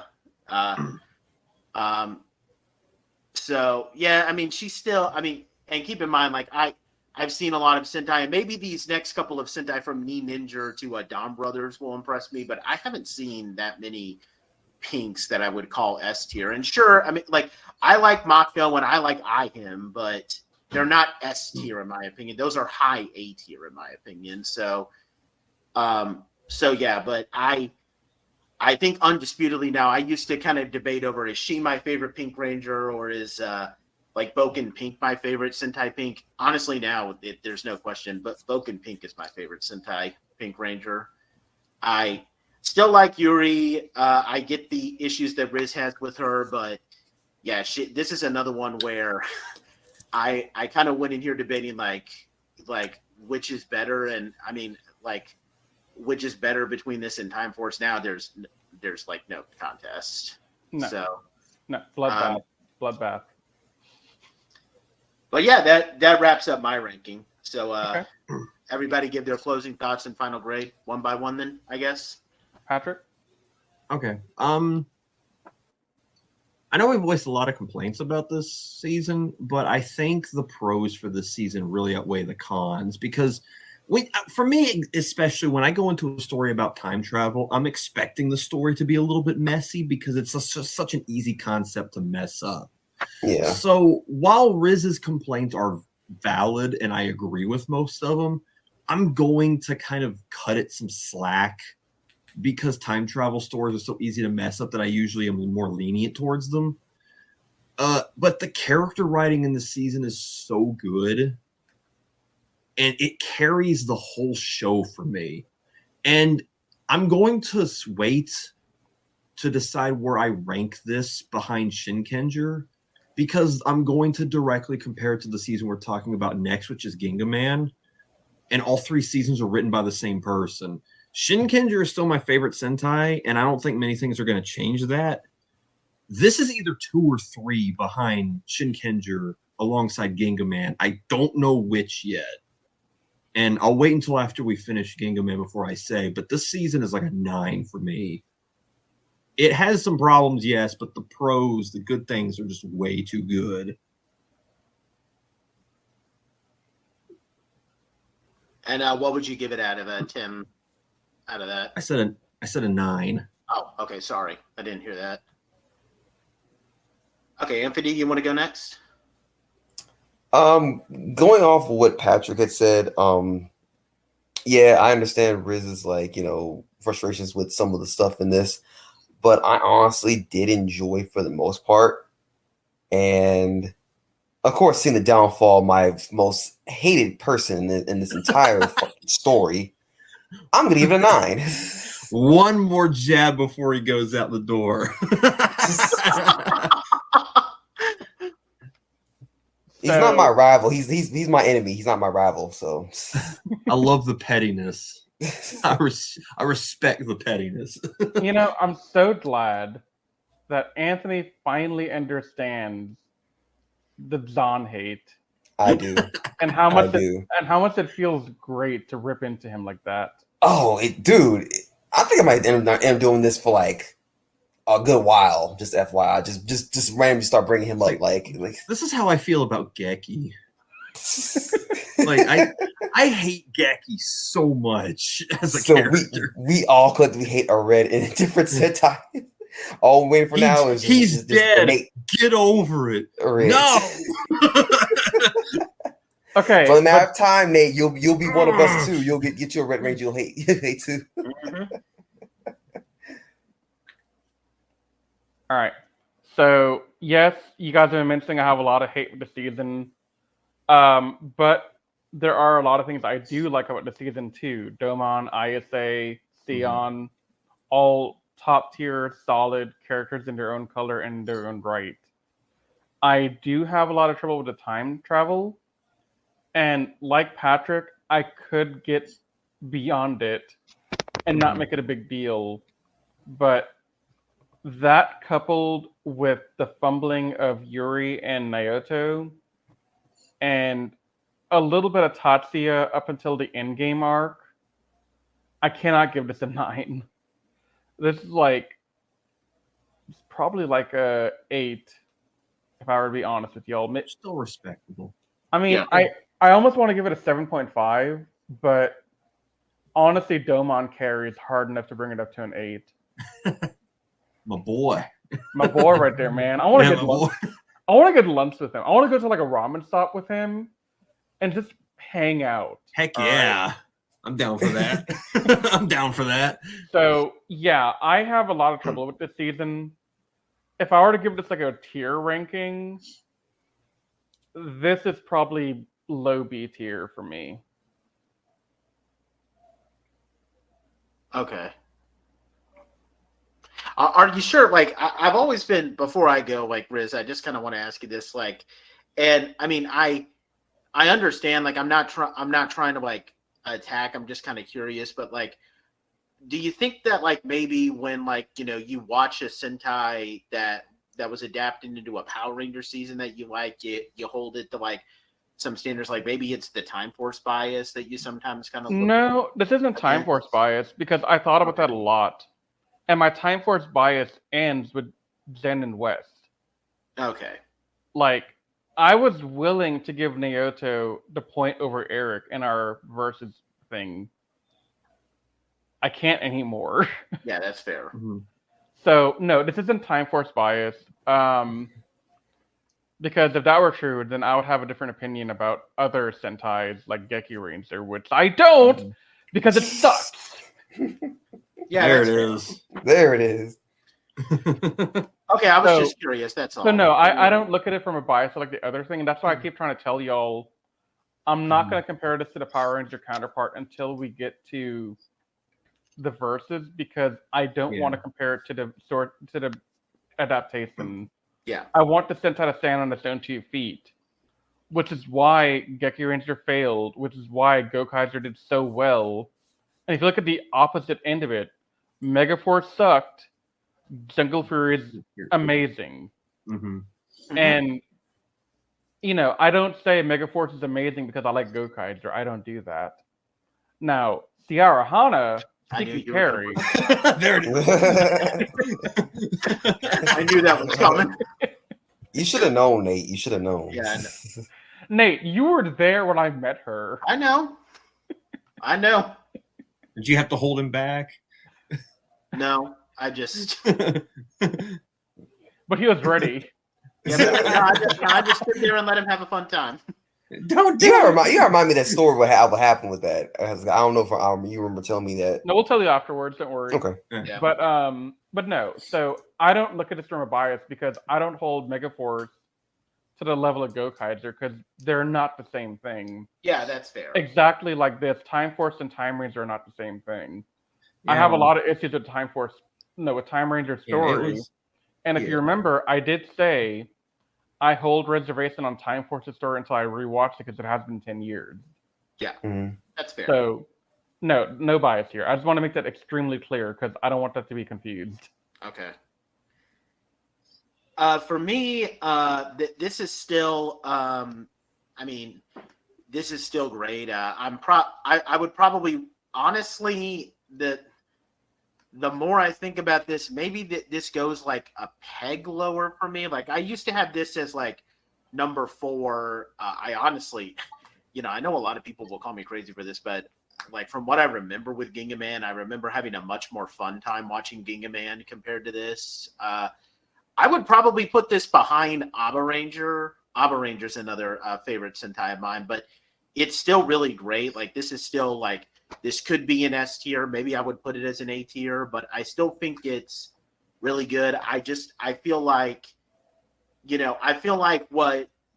what time, like both it, like what Time Force kind of lacked in this season improved on. Now, unfortunately, this season, this does kind of lack in some areas that Time Force, thankfully, did really good on. But the stuff that it does good is great. Like it has my favorite Blue Ranger of all time. It has someone that I have to kind of grudgingly admit is the greatest yellow of all time, even though I want to put Kotoha ahead. Like it has a great green.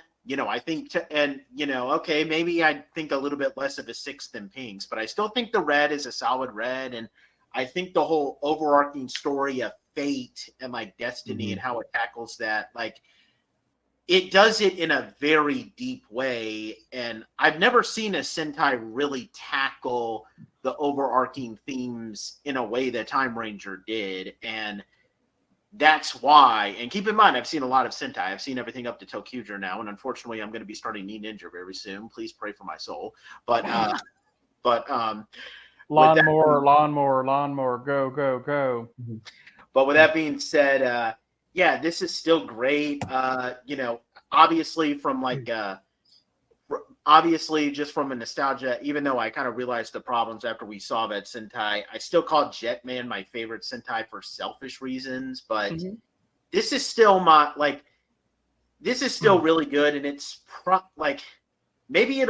I used to call this my favorite Sentai that was adapted into a Power Ranger season. Now I would probably call it Shinkenger just because I remember how great that was after we watched it. I don't want to, but yeah, this is still a top 5 Sentai for me. It's got great, when it's good, it's good. It's got issues, but the good stuff is just too damn good. But that's my feeling for like all of my favorite stuff. Like Jetman has issues, but when it's good, it's good. And even Power Ranger season. Power Rangers in Space has a lot of issues, but the good stuff is damn good. And the same with, Time Force. It has some issues, but when Time Force is good, it is freaking good. And that's how I feel about Time Ranger. And that's why I'm giving it a 9 out of 10. Okay. And just to add on to that, I think we're all allowed to have that one season that, despite the faults, we still call number 1. For me, it's Gokaiser. For you, it's Jetman. Yeah. Patrick, I don't know what the hell yours is because Shinkenger's honestly good. Where would you even call Shinkenger? Because Shinkenger does it outside of maybe the villains. I would say like Dokuku and company aren't very interesting. Crap. Yeah. When I did my blog, funny thing, when I was doing my blog post for Shinkenger, I had to think of cons. The only other con I could think is, why did you do a crossover with Decade? Decade sucks. But if that's that was completely pointless. When you think about it. If that's the thing I'm complaining about, then that's a pretty good thing. Yeah. But yeah, do we have anything else we want to say? No. No. It sucks though, but that's it. It's just it's just not gonna be 2 running gags where he has to say something bad about Ryuya and then Briz says something bad about John. No, never. What are you talking about? It could be 3 things if you want me to start ripping on Geki every episode. Also, to say that. Okay. I've held myself back, but if you want me to, I want you 3 to acknowledge the last 2 or 3 podcasts we've done. I've been decreasing the amount of Zahn hate. And I'm proud of you for it. You have. The intervention didn't need to happen. Look, Patrick, I could do it if you want. But I've been filling that void with train puns for Nathan's sake. Oh my god. So pick your poison, Nathan. Pick your Yeah, poison. you might as well. I'll Yeah. pick train puns. Oh boy. All aboard the train puns. Toot toot. But with that being said, this was our Time Ranger review, guys.